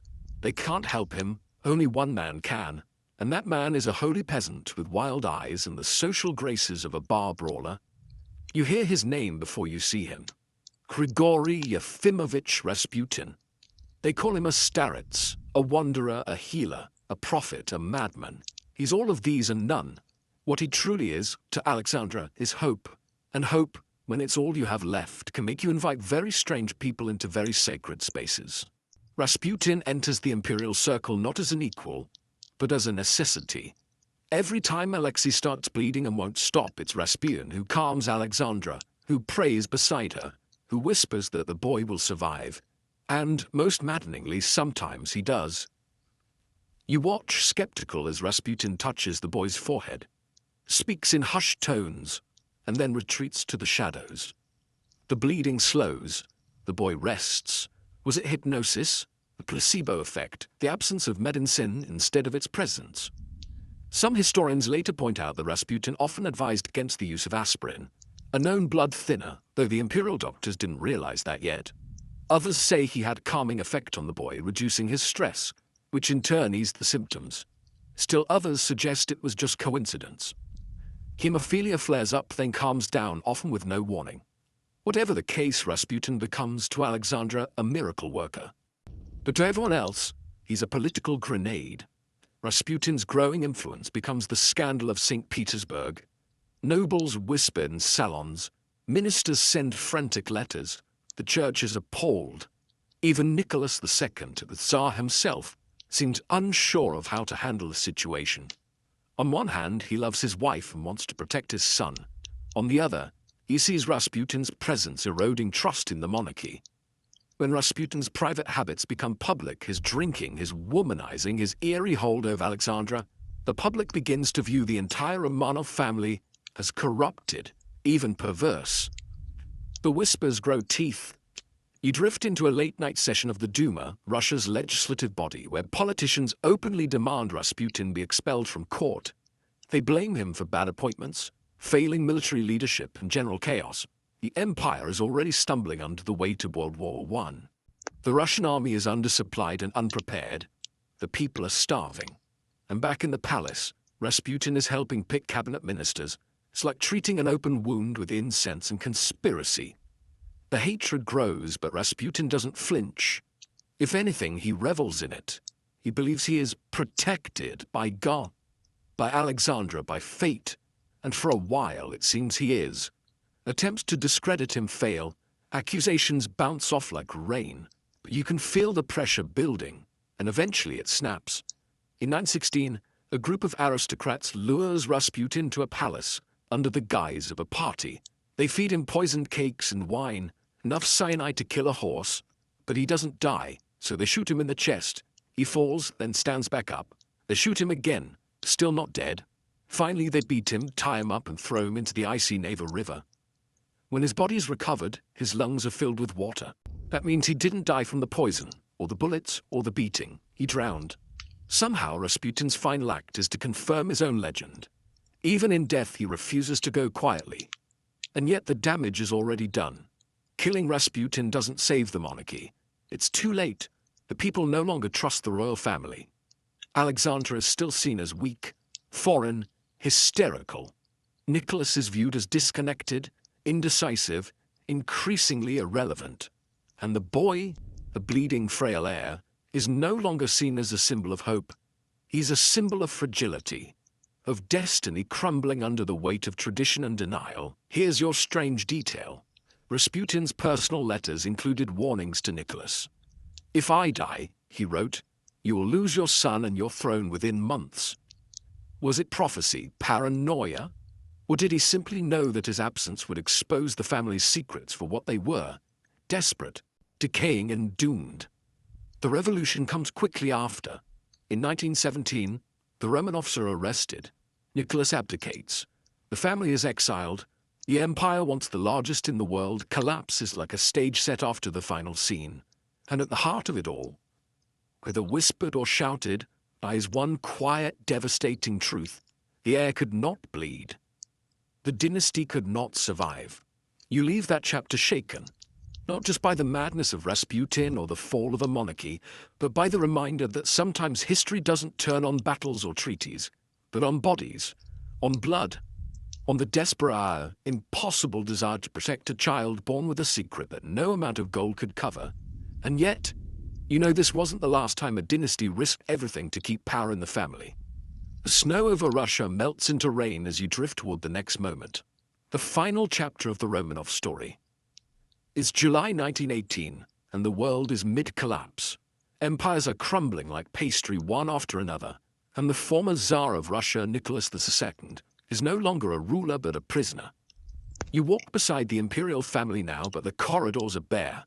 No more ballrooms, no court musicians, just creaking floorboards, damp air, and the fading illusion of ceremony. They are in Yekaterinburg, housed in the Ipatiev house, which the Bolsheviks euphemistically call a house of special purpose. That alone should tell you everything you need to know. It's been months since their arrest. Nicholas, Alexandra, their 5 children, Olga, Tatiana, Maria, Anastasia, and the hemophiliac heir Alexei are confined here under watch. But first, the treatment is somewhat restrained. They're allowed their possessions, meals are provided, a few servants remain. But the walls tighten with each passing week. Food becomes scarce, guards grow colder, windows are boarded. Outside, the Russian Civil War is raging, and the Bolsheviks are on edge. If the Romanovs are rescued, even symbolically, the White Army loyalist forces might rally behind them. The family's presence is no longer a legal issue. It's a military threat. Inside, Alexei is declining. He's had another episode, an internal hemorrhage in his thigh that leaves him unable to walk. He spends most days in bed, reading or listening to his sister sing quietly. You imagine what that must have felt like. The imperial eagle reduced to whispered lullabies and the sharp scent of iodine. The boy, once destined to rule a vast empire, can't even climb stairs.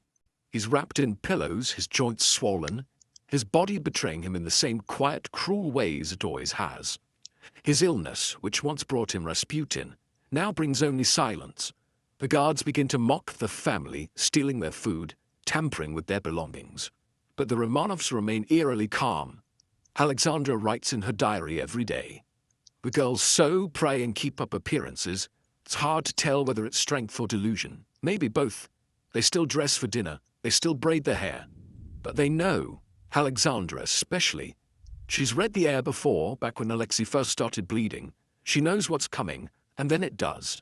In the early hours of July 17, 1918, the family is awakened and told to dress.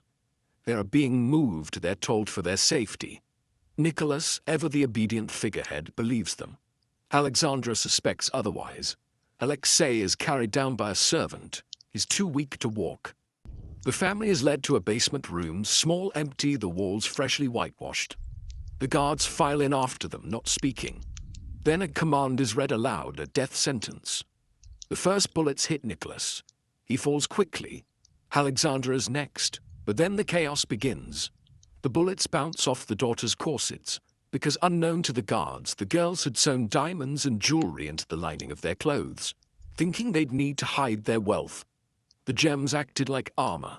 The executioners panic. The room fills with screams. Bayonets are used. It is brutal, disorganized, and takes far too long. Alexei, weakened by disease, doesn't die immediately. He lies bleeding on the floor, wounded but alive. Finally, a guard shoots him in the head. The boy who had consumed the hopes of a monarchy, who had brought mystics into palaces and tipped the scales of revolution, dies in Sovens. There is no fanfare, no mourning choir, just a basement filled with gunpowder smoke and the last echoes of a fallen empire. The bodies are stripped, mutilated, burned, buried in secret. The executioners lie. For years, no one knows for sure if the family is dead. Rumors swirl that Anastasia escaped, that Alexei was smuggled out, that somewhere the Romanovs are alive, waiting. But those stories, romantic, tragic, half-true, only distract from what really happened.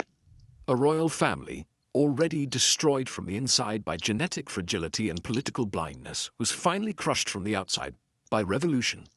Here's the unsettling fringe detail. When forensic scientists exhumed the bodies decades later, they found the telltale signs of hemophilia in Alexei's remains.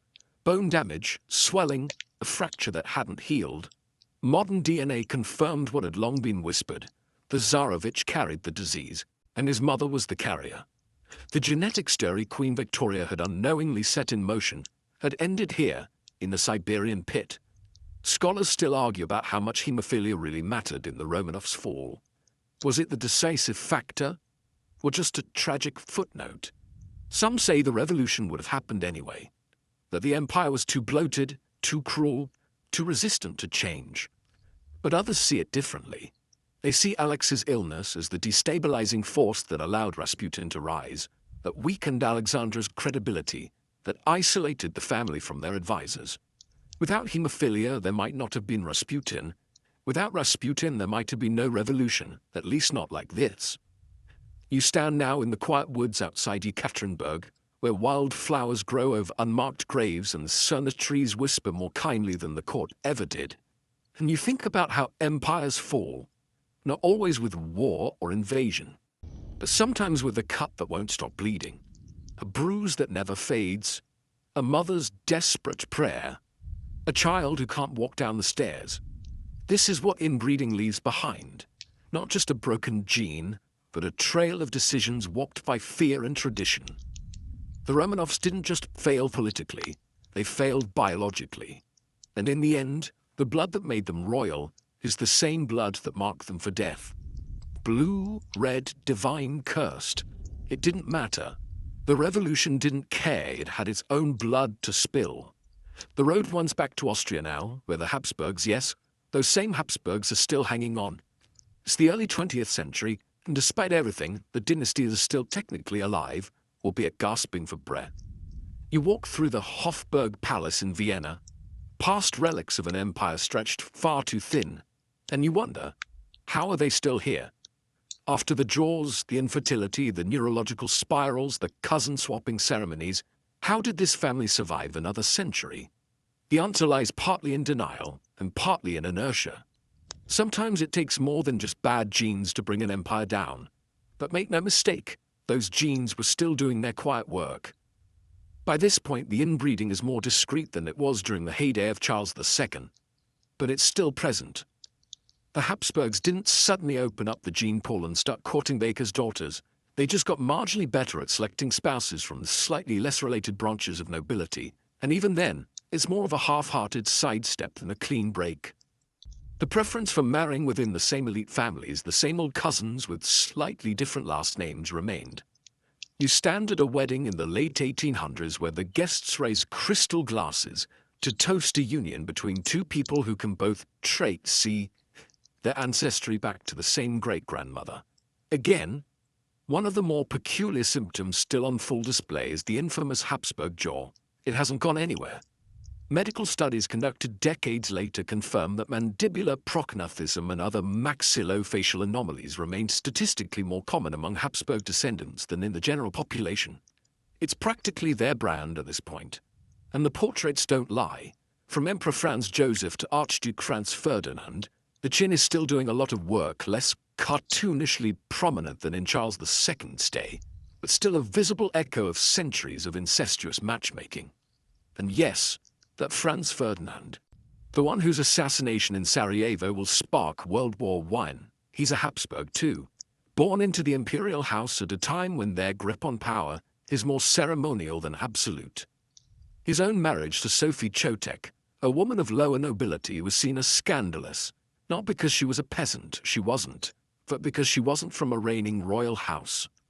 The marriage was deemed morganatic, meaning their children wouldn't inherit France's titles or dynastic rights, which, if we're being honest, was probably the healthiest thing that ever happened to the bloodline. But the fallout from that decision, predictably dramatic. France's uncle, Emperor Franz Joseph, is furious. The court looks down on Sophie, and Franz himself becomes increasingly isolated from his own family. In a poetic twist, his assassination in 1914 by a Serbian nationalist isn't just a political disaster. It's a family tragedy with empire-sized consequences. One bullet, one dying archduke, and suddenly the whole fragile scaffolding of old-world Europe begins to crumble. The dominoes fall fast and the Habsburgs are smack in the middle of it. You might think finally this would be the end. That the war, the political upheaval, the humiliating treaties would finally crush the dynasty for good. But no, like a stubborn relic, the Habsburg name lingers. After the empire is dissolved in 1918, Charles I, Franz Ferdinand's nephew, tries to hold things together. He's crowned Emperor of Austria and King of Hungary during the final moments of imperial relevance. But his reign is short and pitiful. He's exiled by 1921, the monarchy is abolished. And yet Charles doesn't give up. He makes 2 attempts to reclaim the Hungarian throne. Both fail. He dies stage 34 from pneumonia, leaving behind a wife and 8 children. His wife, by the way, Princess Zita of Bourbon-Parma. Yes, Bourbon, as in the same dynasty that gave us the overbred kings of France and Spain. So not exactly a fresh start for the gene pool. The children of Charles and Zita continue the pattern, marrying into the usual suspects. More royals, more distant cousins, and just enough variation to avoid immediate disaster. But the echoes of old decisions are still present. Medical issues persist in quiet corners. Fertility troubles, autoimmune disorders, developmental delays whispered about but rarely confirmed. It's all carefully hidden behind charity work and ceremonial functions, but you can see the strain. Here's the quirky bit. After being deposed, Charles V was beatified by the Catholic Church.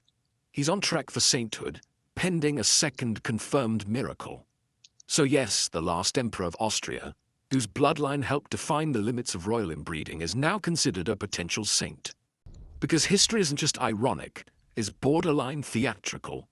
And here's where scholars get a little tangled. Some argue that by the 20th century, the worst of the inbreeding had tapered off, and that the real downfall of the Habsburgs was political, not biological.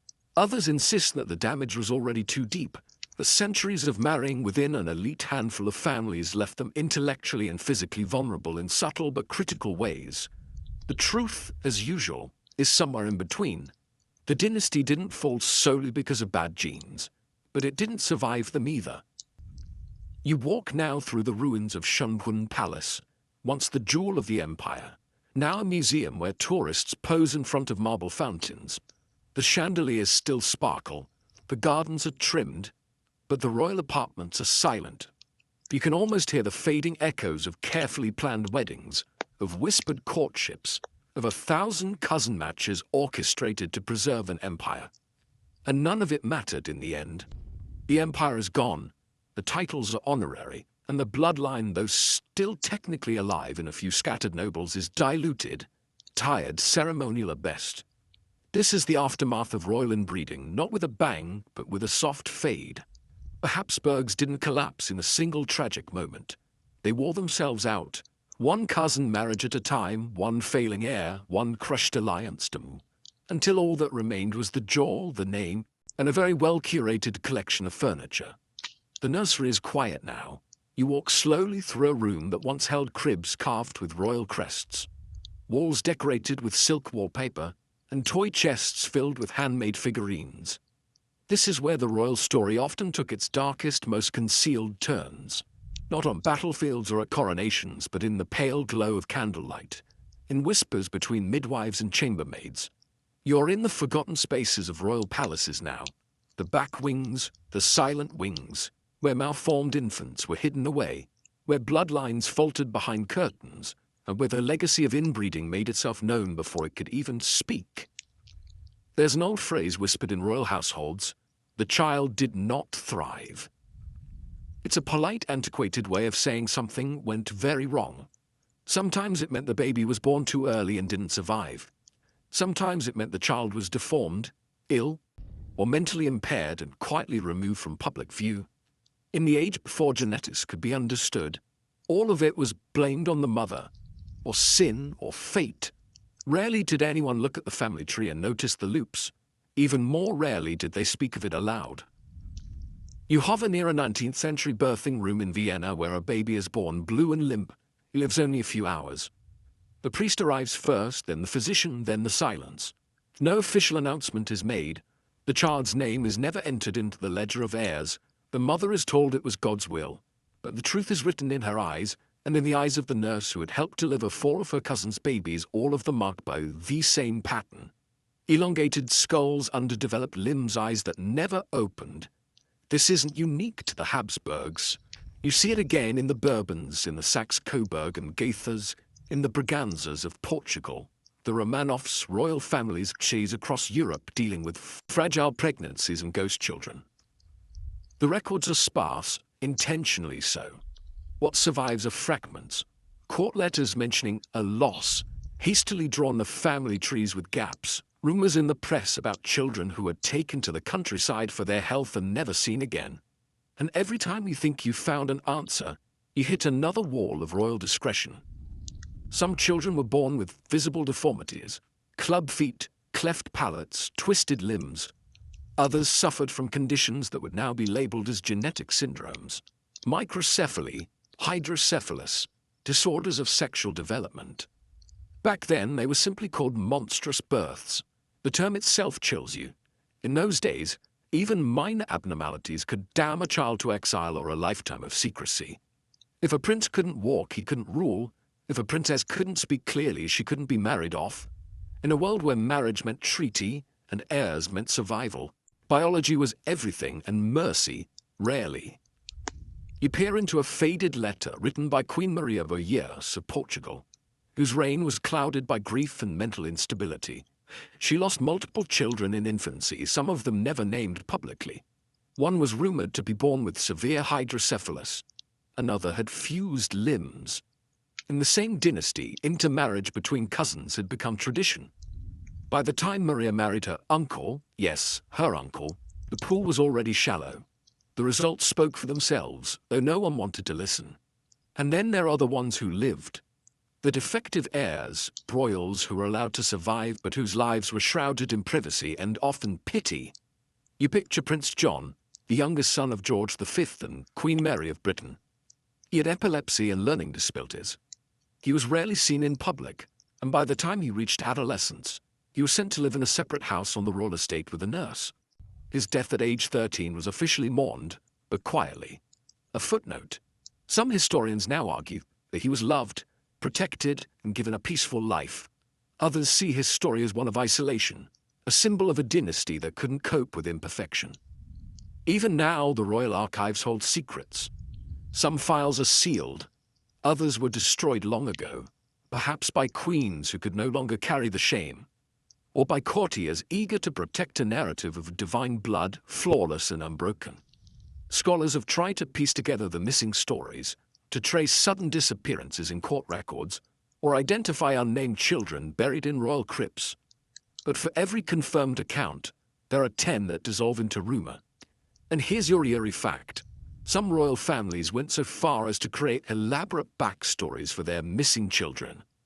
One Spanish infant born in the early 1800s was declared dead at birth, only for evidence to later suggest he had lived into childhood at a private villa under a different name. In France, during the time of Louis XV, there are whispers of an invisible daughter. A princess born with such severe deformities she was never seen by the public. Her existence no need to her immediate family and a handful of servants. Whether she was hidden, institutionalized, or quietly disposed of, no one knows for sure. And the scholarly debate, it centers on how much of this was truly caused by inbreeding, and how much was simply the result of poor medicine, high infant mortality rates, or bad luck. Some argue that we've retroactively assigned too much blame to genetics, that in the context of the time, infant death was tragically common at every level of society. But then again, the pattern is too consistent to ignore. When the same conditions appear generation after generation, within families that refuse to marry beyond their inner circle, the correlation starts to feel less like coincidence and more like inevitability. You return once more to the quiet nursery. The toys are untouched. The cradle is still.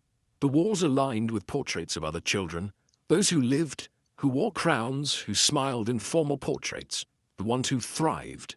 And yet, somewhere in the fabric of these tapestries, in the gaps between names and titles, you sense the presence of all those who didn't. Their stories weren't recorded, but their existence, brief, hidden, painful, was part of the cost of royalty. Inbreeding didn't just reshape jaws or pass on blood disorders. It left a trail of tiny lives that never became legacies. The air in the palace feels different now, lighter somehow, as if someone's cracked a window and let the centuries of incense and obligation drift out into the breeze. You're stepping into a different kind of royal story tonight, one with fewer rules, fewer loops in the family tree, and just a hint of rebellion in the air. This is the story of the outliers, the scandalous exceptions, the royal black sheep who, for one reason or another, refused to follow the cousin marriage playbook. And what happened when they dared to fall in love with someone who wasn't their own DNA, dressed in a crown? You meet them slowly, one at a time, and they're often younger sons, distant daughters, people with less to lose and more room to breathe. But not always. Sometimes it's the heir themselves who says, no, I'd rather marry for affection, or at least someone with an entirely different set of grandparents. These choices weren't always romantic rebellions. Sometimes they were calculated breaks, and sometimes, yes, they were just a breathless plunge into scandal. Take Princess Louise, daughter of Queen Victoria. The woman could have married any number of eligible German princes, continuing the family tradition of trading bloodlines like fine china. But she didn't. She married John Campbell, the Marquis of Lorne, a commoner by royal standards, albeit a nobleman, a Brit and non-prince. The match caused an uproar in royal circles, and Victoria herself was initially horrified. But Louise held firm, and for a moment the walls around royal marriage cracked just enough for someone new to walk in. The marriage wasn't a fairy tale, to be honest. John Campbell was complicated. There are whispers that he may have preferred male companionship, and Louise herself was fiercely independent. Still, they stayed married, mostly amicably, and never had children. But the point wasn't the outcome, it was the act. For the first time in generations, someone inside the House of Windsor stepped outside the royal echo chamber to choose a spouse for something other than bloodline symmetry. And once one person does it, others begin to imagine doing it too. You drift through the palaces of Scandinavia, where kings and queens have long been a little more relaxed about the whole inbreeding tradition.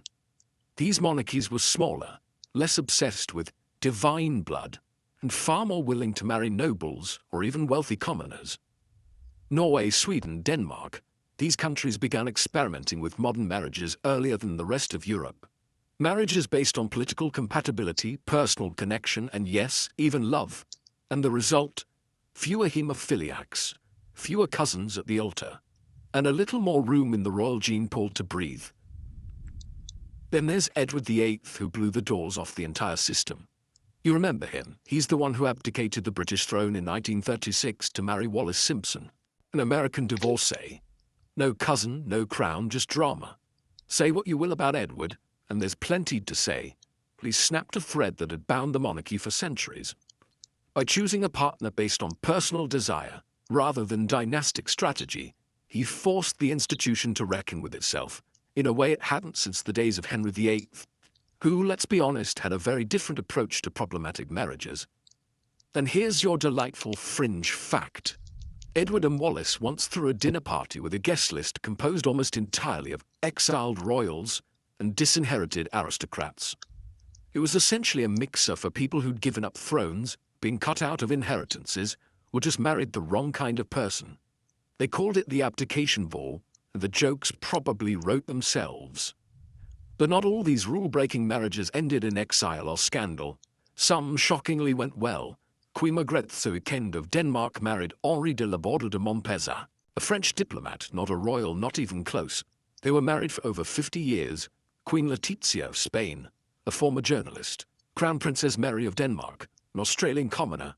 All these unions would have been unthinkable a century ago.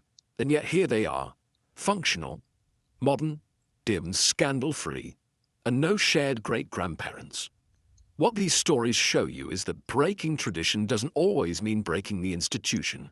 In fact, it may have saved it. As the 20th century steamrolled through Europe, most monarchies fell.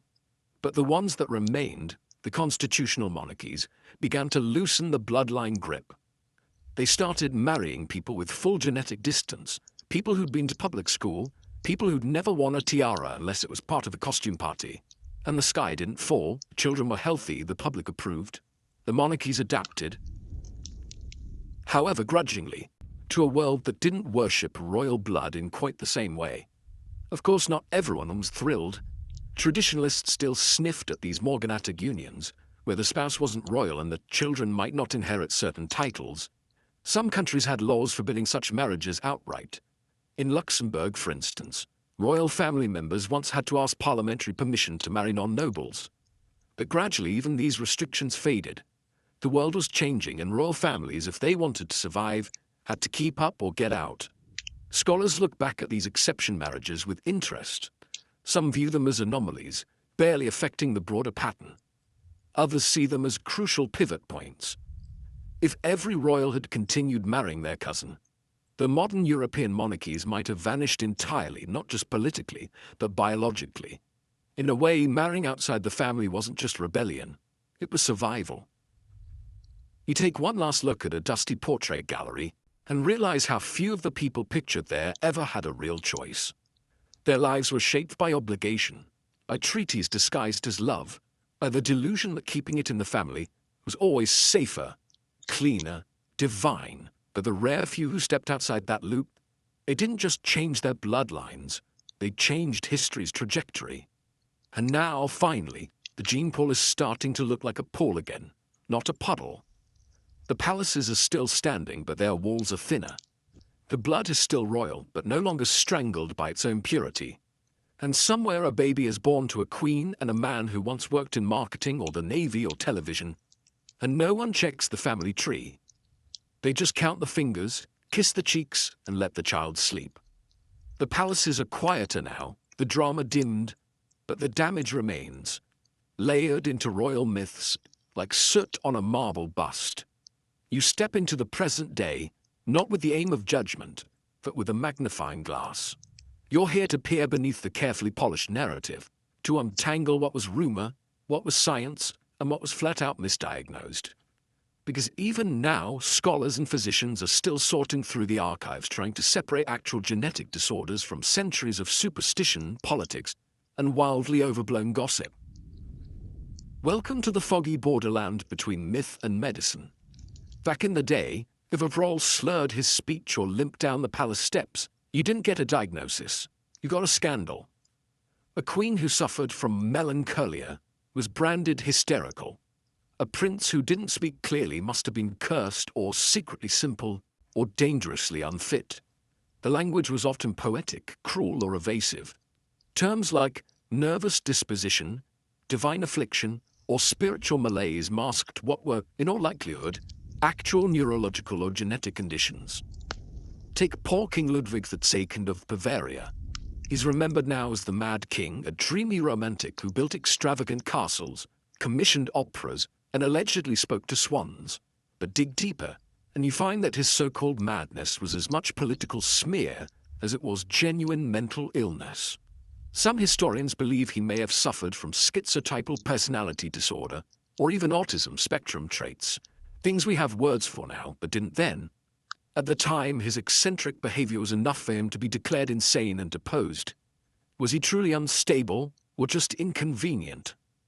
Then there's the string of so-called mad queens who litter European history books like tragic footnotes.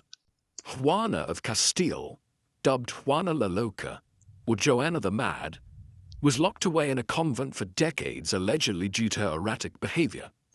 But modern scholars suspect postpartum depression, grief, or maybe bipolar disorder, not madness. She lost her husband young, was deeply isolated, and had every reason to unravel. And yet instead of support, she got exile. You can't help but notice how often madness was code for in the way. Even physical conditions were often misunderstood or exaggerated. A child with a clubfoot became the subject of whispered prophecy. A prince with a high forehead and slow speech was said to be cursed. In a time before X-rays, MRIs, or even decent stethoscopes, a bad fever might be mistaken for demonic possession. And once a rumor started, especially in royal courts where information traveled faster than truth, it was almost impossible to erase. This is where it gets murky, because the very idea of royal blood, of sacred inheritance, made any flaw feel larger than life. If a commoner stumbled in the street, no one cared. If a king's eye twitched in the wrong direction, rumors of insanity spread across the continent. Monarchs weren't allowed to be human, and yet their entire system of marriage guaranteed they'd inherit every recessive gene in the family genome. It's like breeding racehorses for speed without checking for brittle bones. You peek into a royal physician's diary from the 18th century and find entries like, His Majesty exhibited signs of divine melancholy, taped in hand. Her Royal Highness continues to suffer from vapors and an unquiet womb. These aren't just phrases, they're evasions. They're often used to describe epilepsy, depression, anxiety, reproductive disorders, or genetic conditions like Marfan syndrome or porphyria. But without the tools to understand them, physicians wrapped them in layers of noble-sounding vagueness and moved on. And then there's the matter of appearance. Royal portraits were never just R. They were PR. Monarchs were posed to emphasize strength, intelligence, symmetry. But now, centuries later, scholars are re-examining those portraits with medical eyes. Was that Habsburg jaw just artistic style, or an early depiction of a mandibular prognathism? Was that slight bulge in a prince's temple an indication of hydrocephalus? It's a strange, retrospective kind of diagnosis. Art history meets forensics. But here's the thing. Not every oddity was a symptom. Some kings were just weird. Some queens were just depressed, or tired, or suffocating under the weight of their role. The danger of looking at history through a purely medical lens is that you risk turning complex people into case studies. There's a fine line between understanding the genetic impacts of inbreeding and flattening entire lives into footnotes in a textbook on royal pathologies. Still, some signs are hard to ignore. Genetic conditions like hemophilia, for example, leave a paper trail you can't rewrite. Other conditions, though, like royal madness, remain open to interpretation. Was King George III truly suffering from porphyria, or was it severe bipolar disorder exacerbated by stress? Was Charles VI of France hallucinating due to schizophrenia, or was he slowly poisoned by mercury in his medicines? Here's your peculiar footnote for the night.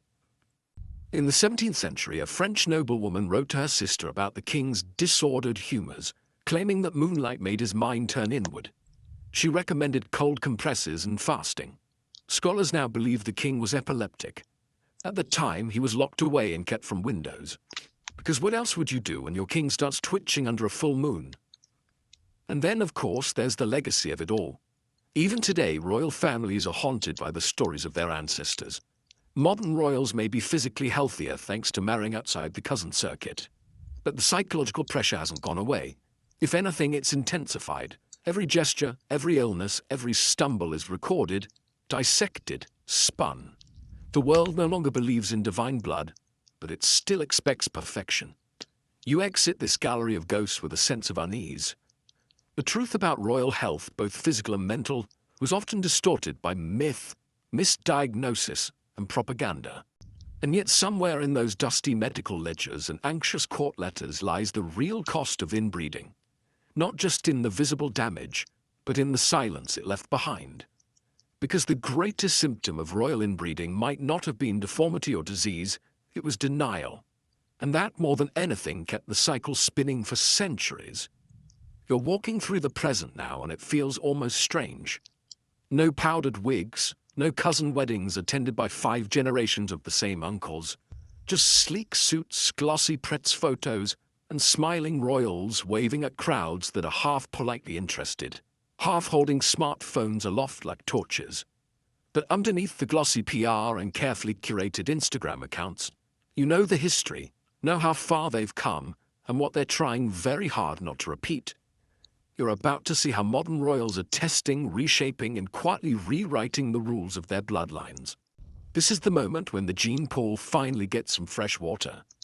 We start in Britain, because of course you do. The Windsors are practically a brand now. But look close, and you see something quietly radical happening. In 2011, Prince William married Catherine Middleton, not a princess, not a distant European duchess, a commoner, a well-educated middle-class woman with 0 ancestral castles. And the world didn't end. The monarchy didn't crumble. The press frothed with excitement, not outrage, because for the first time in a very long time, the question wasn't, is she of noble birth? It was, do they seem happy? But this wasn't just a PR move, it was biology too. After centuries of cousins marrying cousins, the British royal family had finally introduced real genetic distance. Catherine's bloodline doesn't double back on itself. Her grandparents weren't German dukes. They were coal miners and shopkeepers, the kind of people who didn't have to check a family tree before proposing. And when their children, George, Charlotte, and Louis, were born, the public celebrated their arrival without once asking if they had hemophilia or a protruding jaw. It was assumed almost casually that they'd be healthy, because the royal family had, perhaps for the first time in modern history, done something truly brave. They'd married someone outside the club. And then came Harry and Meghan, a whole different kind of bombshell. Meghan Markle, divorced, biracial, American, an actress. It was the genetic and social equivalent of throwing a Molotov cocktail into the royal gene pool. The media reaction was telling. Not just racist, not just sexist, but shocked by her otherness. She wasn't from the world of breeding charts and palace protocols, and to some, that was terrifying. But for others, it was about time. The birth of their children, Archie and Lilibet, represented something unthinkable just a few generations ago. A royal lineage that looked like the actual modern world. And Britain isn't alone. In the past 30 years, almost every European royal family has moved away from intermarriage within the aristocracy. Crown Prince Haakon of Norway married Mette Mary, a single mother with a non-noble past. The people gasped, then applauded. Sweden's Crown Princess Victoria married Daniel Westling, a former gym trainer and commoner.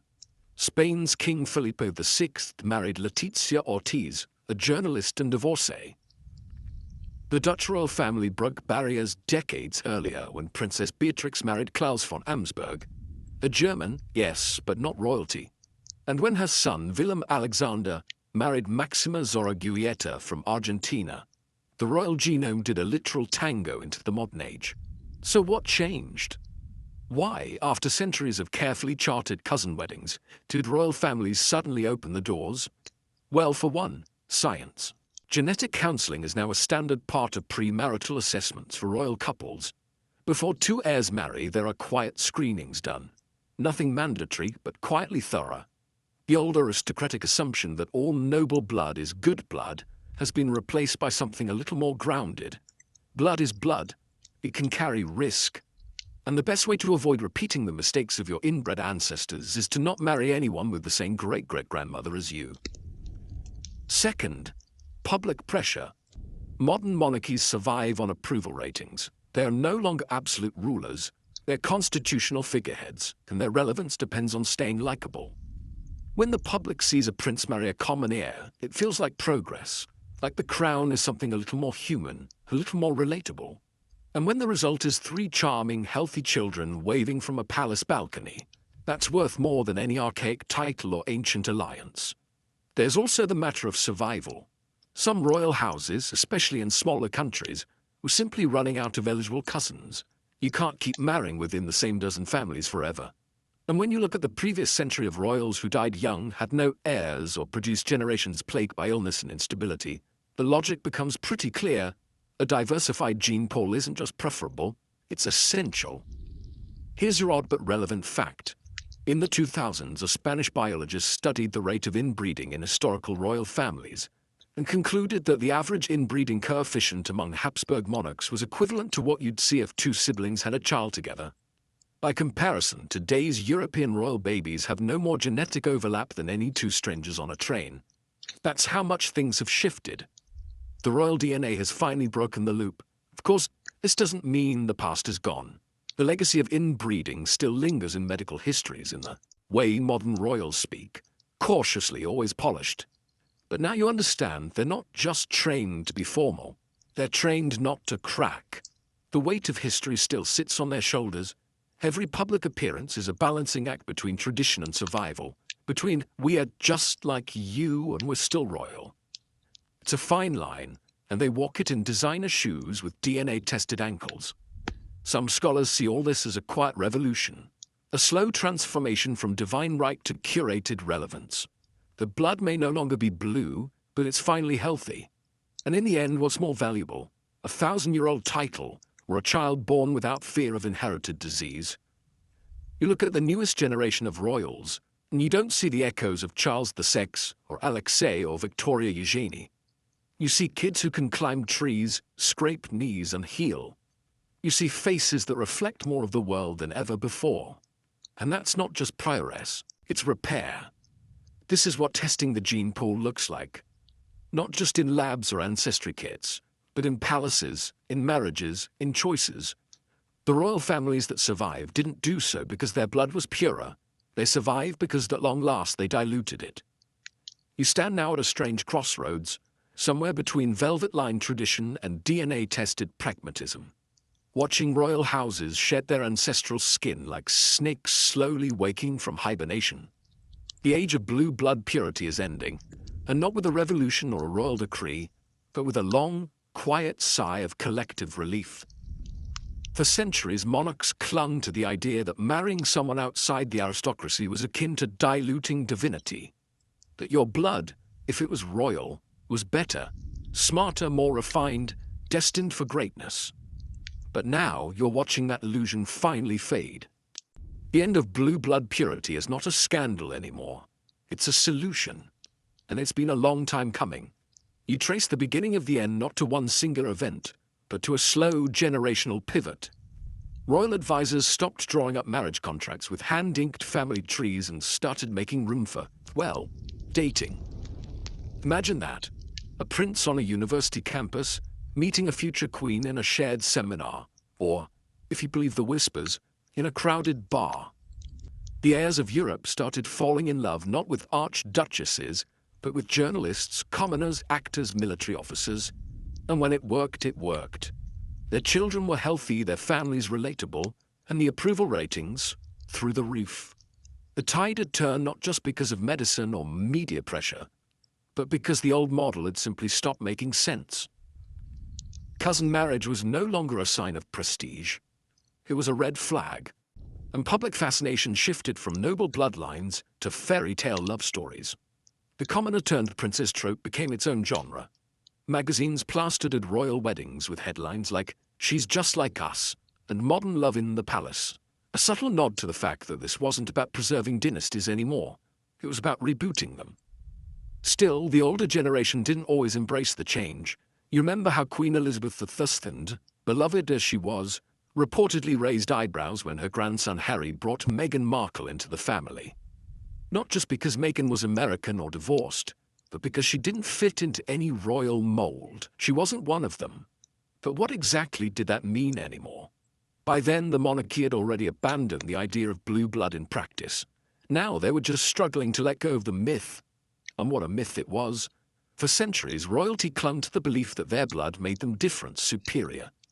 That by keeping their lines pure, they preserved something sacred. But genetics, you discover, doesn't care about your crest. It doesn't reward titles or crowns. If anything, it punishes repetition. The gene pool, when closed off for too long, begins to echo. The results, as you've seen, jaw deformities, infertility, mental illness, hemophilia, weren't curses. They were consequences. You think back to Charles II of Spain, to his enormous jaw and childless marriage. To Alexei, unable to walk downstairs without risking death. to generations of royal children buried without names, all of it in the name of purity. And what did it bring them? Power for a time, but fragility in the end. An empire can survive war, invasion, even revolution, but it can't survive a family tree with nowhere left to branch. Here's a strange and telling anecdote. When Prince Charles, now King Charles III, was younger, his name was floated as a potential match for numerous European princesses, classic cousin pairing prospects. But eventually he married Diana Spencer, a noble woman, yes, but not royal. That at the time felt like a slight modernization. The match still didn't last, of course, but what followed? Camilla, the divorced commoner, Kate Middleton, the college sweetheart, Meghan Markle, the global curveball. These weren't just deviations. They were rejections of the old rulebook. And even with the drama the institution held, scholars often say that monarchies survive by evolving. And while that might sound like PR fluff, you see the truth in it. The royal families that have lasted, Britain, the Scandinavian houses, the Dutch, the Spanish, they've survived not because they were stubborn about tradition, but because they started choosing their partners with their hearts and their heads. Not a single one of them now insists on cousin marriages. Not a single one mandates noble blood. The fairy tale has changed its rules. You notice it in the way royal children are raised today too. There's no hiding them away, no pressure to project divine perfection. Prince George and Princess Charlotte attend school with commoners. They're seen having tantrums in public, making silly faces, being kids. There's no need to pretend they're gods. They're people. And that shift, subtle but seismic, is a death knell to blue blood purity. The myth doesn't need to be shattered in a single speech. It just needs to be replaced with something real. And here's your quirky fact for the night. In a 2021 interview, a European royal off the record admitted that genetic testing was quietly done for several family members before a recent marriage was approved, not to preserve purity, but to prevent another hereditary disorder. In other words, they finally learned the lesson Charles II never could. Sometimes the best thing a monarch can do for the future of their house is marry someone with completely unrelated DNA. So what are we left with? Not divine right, not sacred blood, but maybe something better, a royal lineage that survives because it adapts. The end of blue blood purity doesn't mean the end of monarchy. It means monarchy finally looks human, fallible, modern, and maybe, just maybe, worth paying attention to again. You leave this section with a strange feeling, like waking from a long dream. The castles are still there, the carriages still shine, but inside the palace walls the rules have changed. Love has replaced lineage, health has replaced heraldry, and the next heir to the throne, he probably won't marry his cousin. He'll meet someone in a lecture hall or a charity event, and the only thing he'll be checking is whether they laugh at the same bad jokes. You've met the doomed ones, the bleeding princes, the jaw-locked kings, the scandal-skirting queens. But tonight, let's dim the lights and take a quieter path. You're here to meet the survivors, the outliers, the royals who, despite the odds, the cousin weddings, the mysterious seizures and whisper-thick bloodlines, somehow turned out fine, even healthy. Not every child of inbreeding was born doomed to limp to an early grave. And in a way, their existence is just as shocking as the tragedies, because it forces you to ask, how did they get away with it? You begin in Austria-Divjaka again, of all places. It's like returning to the scene of 100 genetic crimes. But here comes a familiar face. Emperor Franz Joseph IV Burton Habsburg. The chin, still present, the pedigree, incredibly tangled, and yet he lives into his 80s, rules for nearly 70 years, and remains mentally sharp well into his twilight. He's strict, formal, emotionally stunted, but he doesn't collapse in a puddle of chromosomes like so many of his relatives. His marriage to Elizabeth of Bavaria is famously miserable, but genetically, not catastrophic. Their children don't glow with health exactly, but they don't crumble either. It's almost suspicious, and Franz Joseph isn't the only one. You drift into the courts of the House of Saxe-Coburg and Gotha, Victoria's extended brood, and meet Edward VII, her eldest son. Born from a cousin marriage, part of the infamous hemophilia-sprouting Windsor line. And yet he doesn't have it. He lived to 68, smokes like a chimney, eats like a duke with no cholesterol, and famously, very famously, indulges in a rather vigorous social life. The fact that he didn't keel over from gout and shame by age 40 is a marvel. And genetically, his son George V also comes out sturdy. No mental illness, no bleeding, just a stiff upper lip and 2 functional lungs. You start to see a pattern that doesn't quite fit the cautionary tale. These families were playing with fire, yes, but sometimes the house didn't burn. Why? Modern scientists suggest a few possibilities. First, genetics is a numbers game. Inbreeding increases the chances of recessive disorders, but doesn't guarantee them. It's a probability dice roll. You can have a heavily inbred child who inherits only the good genes, purely by chance. They dodge the faulty pairings, they get lucky. Second, the survivors may have had the benefit of early medical intervention. Even in the 19th century, certain conditions could be managed, if not cured, then soothed. A young prince with asthma, for example, might have been kept alive thanks to modernizing medicine, clean diet and clean diets, and endless resources. A hemophilia carrier might live her whole life without knowing it, simply because she never had sons or never got injured. It's not miracle, it's controlled circumstance. But here's where it gets weirder. Some scholars argue that the royal obsession with resilient blood may have accidentally selected for certain health traits over time. After all, the children who survived were often the ones most celebrated, most likely to marry, most likely to pass on their genes. So what if, among the doom and gloom, there was a low-key Darwinian filtering effect happening? Not exactly natural selection, but noble selection. A subtle tilt towards survivability, even within a shallow gene pool.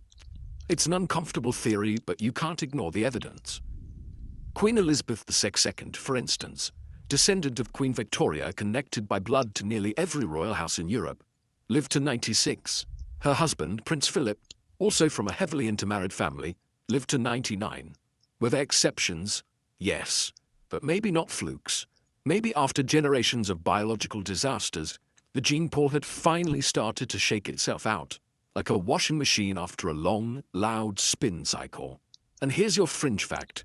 Some modern geneticists have looked at mitochondrial DNA, the stuff passed down from mother to child, and found unexpected robustness in certain royal lines. Victoria, for all her genetic baggage, may have had unusually strong mitochondrial genes, which are linked to cellular energy production. So even while passing on the X-linked hemophilia mutation, she may have also passed on a kind of biological shield that helped other descendants weather the load. The idea that you can inherit resilience alongside risk is something science is only starting to explore. Still, not all of these survivors made it out entirely unscathed. Many showed signs of what we'd now call neurodivergence, or emotional repression, or anxiety masked by decorum. You look at Prince Albert, Victoria's husband, and see a man of brilliant intellect and fragile nerves. He functioned, he even thrived, but he carried shadows too. Others, like Princess Alice of Battenberg, Prince Philip's mother, struggled with schizophrenia. Her story is one of resilience and suffering, a reminder that survival doesn't always mean untouched. The deeper you look, the more nuanced the picture becomes. Yes, some royal descendants broke free of the genetic trap, but many did so with scars, visible or not. They lived long lives, but often under immense pressure, carrying titles that came with expectations as suffocating as their family trees. The legacy of inbreeding didn't just vanish. It lingered, tucked behind stoic expressions concealed in archives, sometimes whispered about at dinner parties where cousins still married each other, just slightly further down the branch. And yet for all this, you can't help but feel a flicker of awe. These survivors weren't just statistical anomalies, they were dynastic redemption arcs. Proof that somehow, not every royal child born into a genetic labyrinth was doomed to wander it forever. Some emerged with clear eyes, strong hearts, and remarkably functional immune systems. They weren't divine, but they weren't disasters either. They were human. And that, in the end, is perhaps the greatest plot twist of all. You step back now, out of the nursery, out of the portraits, and look across centuries of royal lineage. The pain is still there. The tragic stories still echo. But somewhere between the hemophiliac and the long-reigning queen, something shifted. Not everything broke. Some pieces held.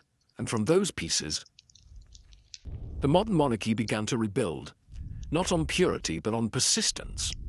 The map unrolls beneath your feet now, and it stretches far beyond the familiar castles of Europe. Tonight, you're stepping outside the Western narrative, away from Versailles and Windsor and Vienna, and into places where royalty wore feathers or gold-threaded robes instead of ermine capes. Because the story of royal inbreeding, this grand experiment in political biology, isn't exclusive to Europe. You're about to discover that cousin marriage, bloodline preservation, and the haunting consequences of closed genetic loops existed in many corners of the world. The motivations were different, the rituals more varied, but the results, often just as eerie. Your first stop is the Inca Empire, high in the Andes, where the Sapa Inca, the emperor, was considered divine, not metaphorically. He was literally a god on earth, descended from the sun itself. And when your blood is that sacred, you don't just marry any old noble, you marry your sister. That's right, full sister. Brother-sister marriage wasn't an exception among Inca royalty. It was policy. The reasoning? To keep the blood of the sun pure and the imperial throne uncontested. Outsiders would taint the divine lineage. And when you believe your ruler is semi-celestial, what's a little familial overlap? But even gods have livers, and bones, and DNA. Modern studies of skeletal remains from Incan royal tombs suggest signs of chronic illness, and possibly genetic disorders among elites. And though the Spanish obliterated much of Incan culture, early accounts from conquistadors described emperors who died young, or showed signs of physical fragility, short stature, frailty, or unexplained weakness. Whether this was the result of inbreeding is debated, but the pattern matches what we've seen before. A divine bloodline, tightly controlled, slowly eroding from within. You drift over to the ancient Hawaiian kingdom next, where the Lee, the ruling class, also believed in divine descent. Here, too, sibling marriage was not just permitted, but sometimes required.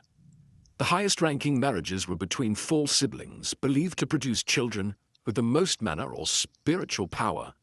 These children were sacred from birth, seen as living embodiments of the gods. It's the same logic echoed on the other side of the world. If you want to maintain divine authority, you marry your own. The most famous example, Kamehameha II's court, where intra-family unions were strategic, spiritual, and political all at once. But as missionaries and Western influence arrived, these customs were slowly stamped out. The practice faded before genetic consequences could become fully visible. But anthropologists still debate what might have occurred had the tradition continued another few generations. And then there's ancient Egypt. Yes, again, because while we've already visited Tutankhamun's tragic saga, the practice of royal sibling marriage spanned millennia in that region. But it wasn't just the pharaohs. Ptolemaic rulers, including Cleopatra VII herself, were still marrying their siblings 300 years before the birth of Christ. Cleopatra married two of her brothers. Her father, Ptolemy XII, was the result of multiple cousin marriages. The Ptolemies were Greek in origin, ruling over an Egyptian kingdom, and they adopted the tradition of intra-family marriage as both homage and insurance policy. The result? A family tree that makes a pretzel look relaxed. Historical accounts describe Ptolemaic rulers with temperaments ranging from eerily calm to violently paranoid. Some scholars believe the dynasty's infamous instability, its murders, poisonings, and inter-family betrayals, may have been more than just politics. The closed gene pool might have contributed to increased instances of mental illness, personality disorders, and cognitive decline. But because records are sparse and propaganda thick, much remains speculative. Now you slide across the globe to Imperial China. Here, royal incest wasn't practiced quite the same way. First cousins and siblings were typically off-limits, according to Confucian principles, which emphasize clear separation between family lines. But that didn't mean the gene pool was diverse. Chinese emperors frequently took wives and concubines from the same handful of noble families, over and over again.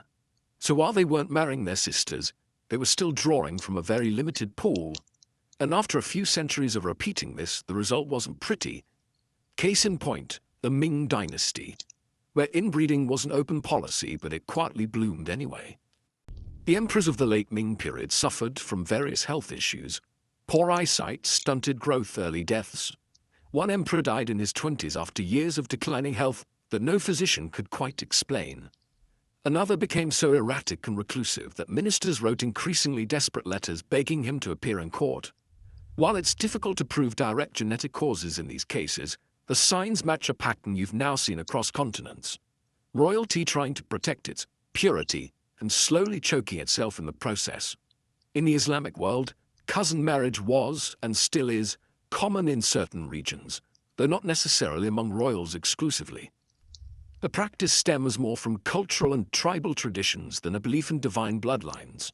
That said, royal houses like the Abbasids, the Mughals, and the Safavids frequently married cousins to maintain alliances within elite families. While this didn't always lead to visible inbreeding disorders, over time certain dynasties showed signs of decline associated with limited genetic variants, most notably infertility, sudden deaths among heirs, and mental instability. What unites these global dynasties isn't the exact method, but the mindset. Whether in Hawaii or Peru, Egypt or Persia, the idea of pure blood always translated to insularity. Royalty became a closed loop, whether justified by religion, politics, or cosmic mandate, and inevitably the loop tightened too far. Here's your odd little fact. Among the Zulu kings of South Africa, marriages were typically poly but deliberately diversified. The king might have dozens of wives from different clans, ensuring his children were genetically varied and politically useful. It's a rare example of a monarchy expanding its bloodline instead of restricting it.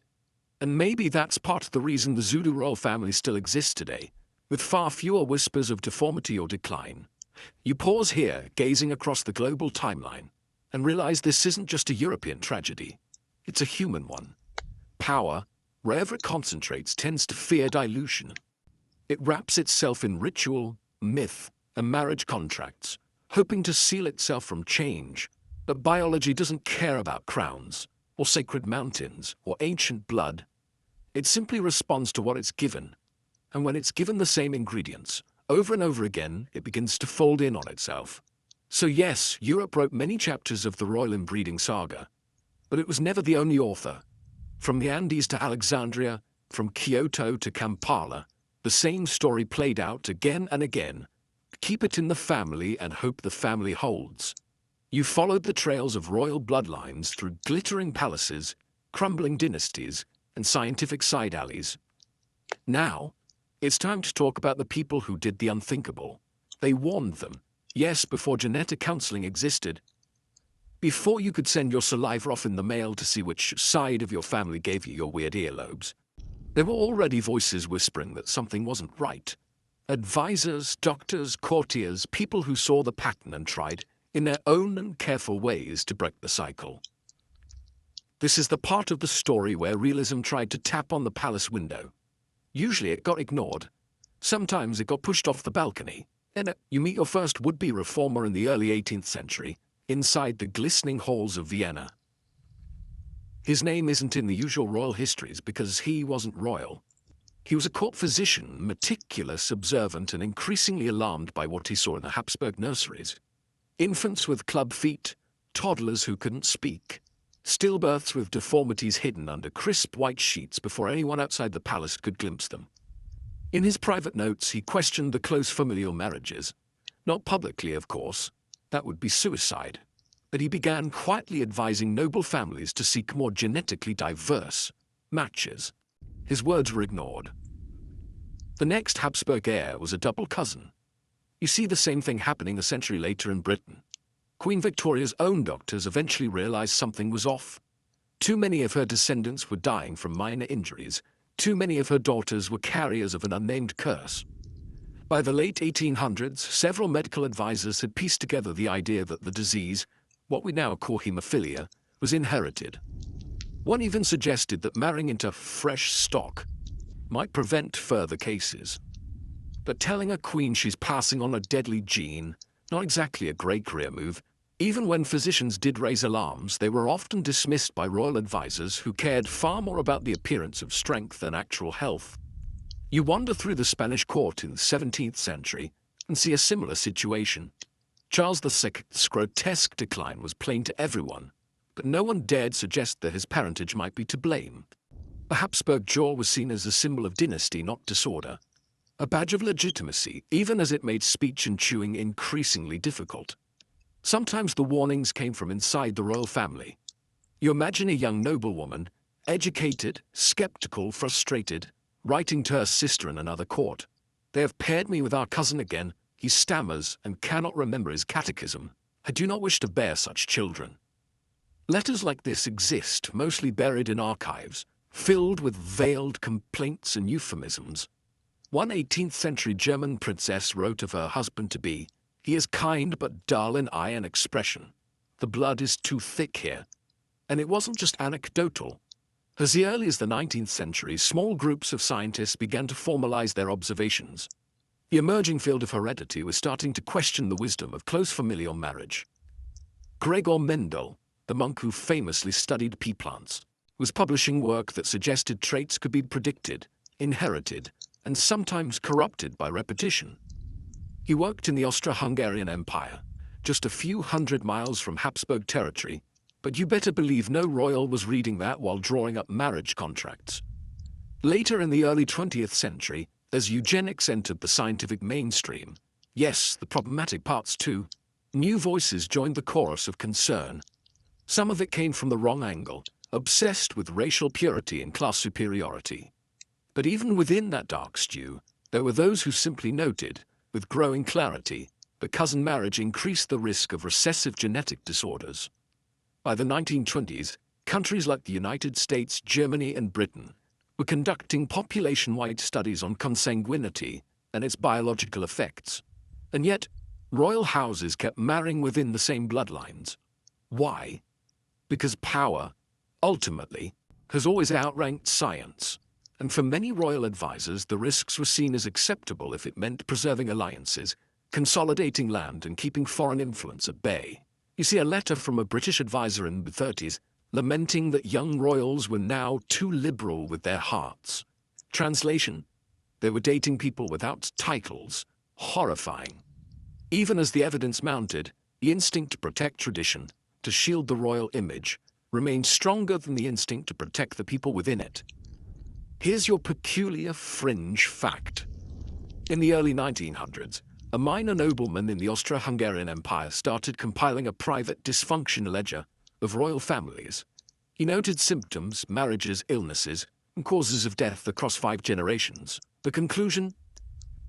He believed the Habsburg line was reaching its natural end, not politically but biologically. He showed it to a local doctor, who agreed. The book was confiscated within weeks, and the nobleman was quietly disinvited from all court events for the rest of his life. In modern times, the warnings finally turned into policy. Today, royal families, particularly in Europe, often consult genetic counselors before marriages. The concern isn't public scandal anymore, it's preventative care. And while they don't advertise these medical screenings, they exist. It's standard protocol now for raw newborns to undergo early health assessments, not just for show, but for peace of mind. It's what happens when an institution finally starts listening to the people who used to be ignored. Still, scholars debate when the true turning point happened. Some say it was the birth of the last hemophiliac heir. Others argue it was Edward VIII's abdication, where romance officially beat out royal utility. But maybe it wasn't a single moment. Maybe it was the slow accumulation of ignored warnings, ghost children, and exhausted doctors that finally cracked the marble walls. The evidence was always there. It just took centuries for someone to believe it mattered more than a title. You step now into the shoes of those forgotten advisors, the court physicians, the governesses, the whispering mothers, who saw what was coming and tried to nudge the future in a safer direction. Most failed, some were mocked, a few were punished. But in the long run, they were right. The real nobility wasn't in bloodlines. It was in the willingness to tell the truth. There's a moment you've probably been expecting, a kind of cinematic wide-angle shot where we step back and look at the whole thing. The castles, the bloodlines, the doomed children, the jawlines that could cut glass, and above all, the mythology. Because that's what royal inbreeding always came down to, right? Myth. The illusion of purity, the fantasy that some blood is better than other blood. That divine right can be encoded in your DNA. Tonight we're peeling that back, carefully, like lifting velvet from an old mirror. And what we're left with isn't just biology, it's belief. Royalty, at its core, has always depended on people believing that monarchs are different. Not just richer, not just more powerful, but inherently spiritually, biologically elevated. The divine right of kings wasn't just a theological argument, it was a eugenic one before eugenics had a name. If a king ruled because God wanted him to, then his blood had to be sacred. And if his blood was sacred, it had to be protected. You don't pour holy water into just any vessel, right? So what do? You keep it close. You marry your cousin, your niece, your sister. You protect that sacred bloodline the way a collector protects a rare wine, by sealing it over and over, and like wine, it eventually spoils. But the myth of divine blood endured, even as the people bleeding it were breaking. Charles II of Spain was barely functional. Prince Alexei of Russia lived in constant agony. Countless unnamed heirs were still born or deformed, and yet no one said the words out loud. This is what happens when you only marry people who look like your reflection. Instead, they said divine will. The burdens of royalty. God's mysterious plan. Anything but the truth. You see, it wasn't just about power. It was about fear. Fear that if the myth broke, if people stopped believing royal blood was special, the entire system would unravel. Because what separates a king from a banker if not divine ancestry? What makes a queen more worthy than a schoolteacher if not the blood in her veins? The illusion had to be preserved even at the cost of real human suffering. You can almost hear the unspoken prayer running beneath centuries of royal tradition. Let the blood stay pure. Let the child be whole. Let the name continue, unbroken. And when that prayer failed, as it so often did, there was silence. Or worse, excuses. Heirs were hidden, conditions were renamed. Madness became melancholia, bleeding became delicate constitution. Genetic collapse became God's punishment, or fate, or mystery. But deep down, you know what it was the price of a lie. The tragedy is that the myth endured long after its usefulness. Even as science advanced, even as doctors warned against cousin marriage, even as the royal houses began to fracture, still, the idea of noble blood had power. It was in the way newspapers fawned over royal babies, the way engagement announcements still mention ancestral titles, the way fans, even now, talk about royal children like they carry magic. And here's your peculiar detail for tonight. In 2020, a poll in the UK found that nearly 30% of respondents believed the British royal family possessed superior genetics to the general population. Superior. After everything. After centuries of hemophilia, infertility, miscarriages, and jaws that required special cutlery. That belief, quiet, casual, persistent, is what kept this whole machine going. Not just the royals themselves, but the people who believed in them. That's why royal inbreeding isn't just a cautionary tale about biology. It's a cautionary tale about story, about what happens when a society builds its hierarchy on a fiction and then refuses to rewrite it, even as the evidence screams from every cradle and grave. The myth becomes a trap, and the people inside, those born with crowns already on their heads, don't escape either. They just bleed more privately. You picture a young princess in 1890 pacing her room after a miscarriage. She's married to her cousin. She's read the family histories. She's seen the portraits of twisted limbs and hollow eyes, but she's told to keep trying, because her duty is to bear heirs, not to ask questions. Somewhere in her heart she knows something is broken, but she smiles and tries again. You think of a modern-day royal child born with perfect health, no known defects, no signs of inherited illness. The newspapers coo, the fans exhale. Thank God, someone mutters. But why was there worry in the first place? Because the story still lingers, the myth still echoes. Even in its twilight, royal blood remains charged. Every time a prince marries a commoner, it's framed as a break in tradition, not just socially, but genetically, as though marrying someone without noble ancestors is a risk. But let's be honest, it's the opposite. It's repair. The myth of blue blood has outlived its use. It served empires, justified wars, arranged loveless marriages, buried sick children. But now we have something better than myth. We have understanding. We know how recessive genes work. We know how to screen for disorders. We know that no one's day is sacred, and that's the beginning of something royal families never had before. Choice. The choice to marry for love. The choice to step outside tradition. The choice to break the loop. You look across the royal families of today, blended, modern, genetically diverse, and realize something surprising. They're still here. The castles haven't collapsed. The crowns haven't melted. In fact, the monarchies that abandoned the myth of blood purity are the ones that survived. Not because they clung to sacred blood, but because they let it go. So maybe the final chapter isn't tragedy, maybe it's transition. From divine right to DNA awareness, from secrecy to science, from bleeding in silence to building something better. The myth is dying, but that doesn't mean the story has to end. It just means that the next part will be written by humans, not gods. So now you are at the very end of the bloodline, or at least the story we've been tracing through every palace hallway, burial crypt and tragic nursery. You've seen crowns forged and fractured, dynasties rise and rot from the inside out. And if there's one thread tying all this together, one lesson that history whispers behind all the gold leaf and ceremonial trumpets, it's this. No amount of silk, no scroll of divine ancestry, no carefully inked family tree will protect you from biology. Royal or not, your genes don't care about your title. Let's walk back through it just once more. It started with the idea that royal blood was different, holier, chosen. And from that belief bloomed centuries of self-contained unions, sealed off from the rest of the world like a Tupperware container left too long in the fridge. First cousins, second cousins, uncles and nieces, brothers and sisters, loop after loop until the royal family tree stopped branching and started coiling into itself. Generation after generation, the risk compounded. It wasn't instant doom, it was erosion. A slow, patient collapse. And still they believed. They married strategically. They drew bloodlines like maps. And when the signs began to show, children who couldn't walk, who couldn't speak, who couldn't survive beyond infancy, they buried them quietly, made up terms and polished the myth. They called it God's will, fate, or the cost of greatness. They never called it what it was. The genetic time bomb ticking softly in the nursery. The portraits are still hanging. You've seen them.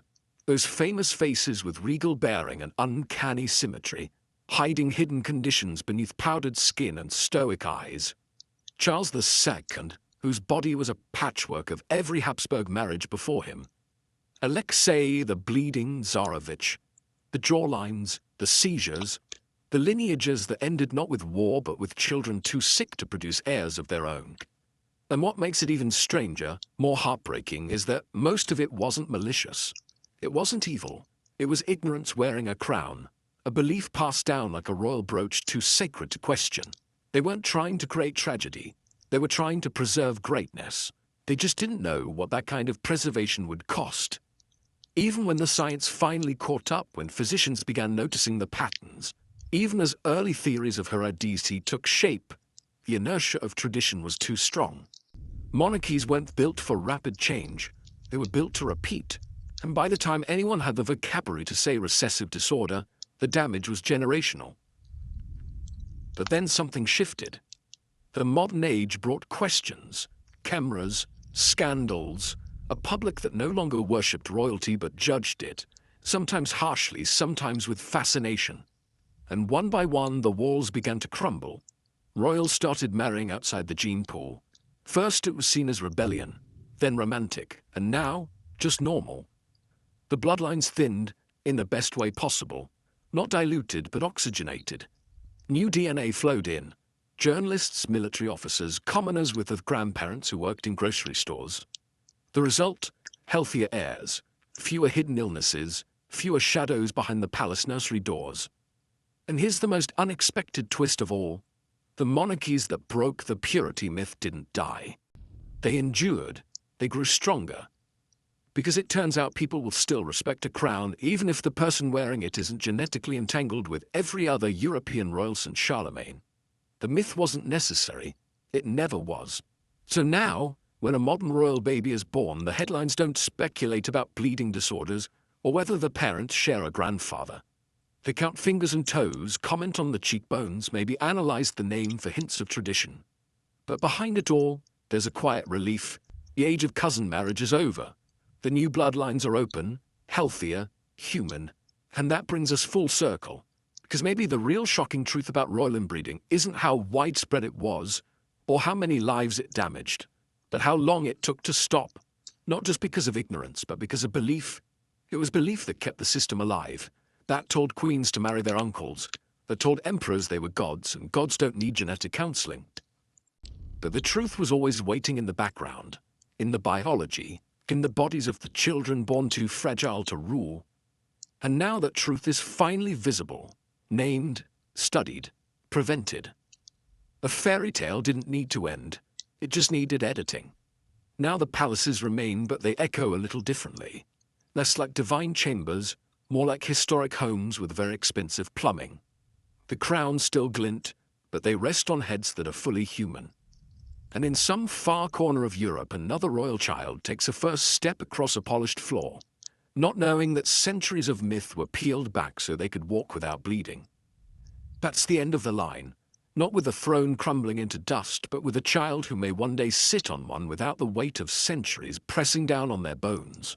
The myth has cracked, the mirror has cleared, and at last, the royal face looking back is simply human. So here we are, at the soft landing of a long, strange tale. The lights have dimmed, the portraits have faded into shadow.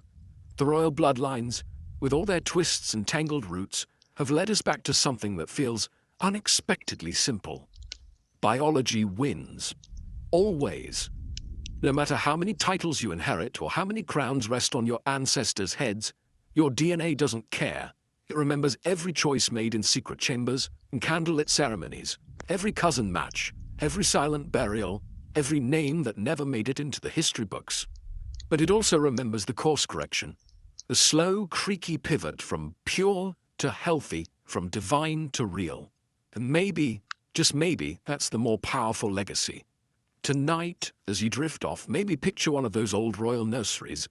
Only now, the child inside is healthy, whole, and unburdened. No looming fate, no inherited curse. Just a kid with 10 fingers, a giggle, and maybe a plastic crown on their head. The myth is gone, but the story continues. And that's the beauty of history, right? It isn't stuck, it moves, it learns. Even when the palaces are slow to change, time always presses forward, one generation at a time. So if you're still awake, take a moment to stretch, maybe sip some water, close your eyes, and let this story settle like dust in a royal corridor. You've walked through centuries tonight. You've survived empires, secret births, and more cousin marriages than anyone should have to endure. Sleep well, knowing that even the most gilded lies eventually give way to truth. And sometimes that truth looks a lot like progress.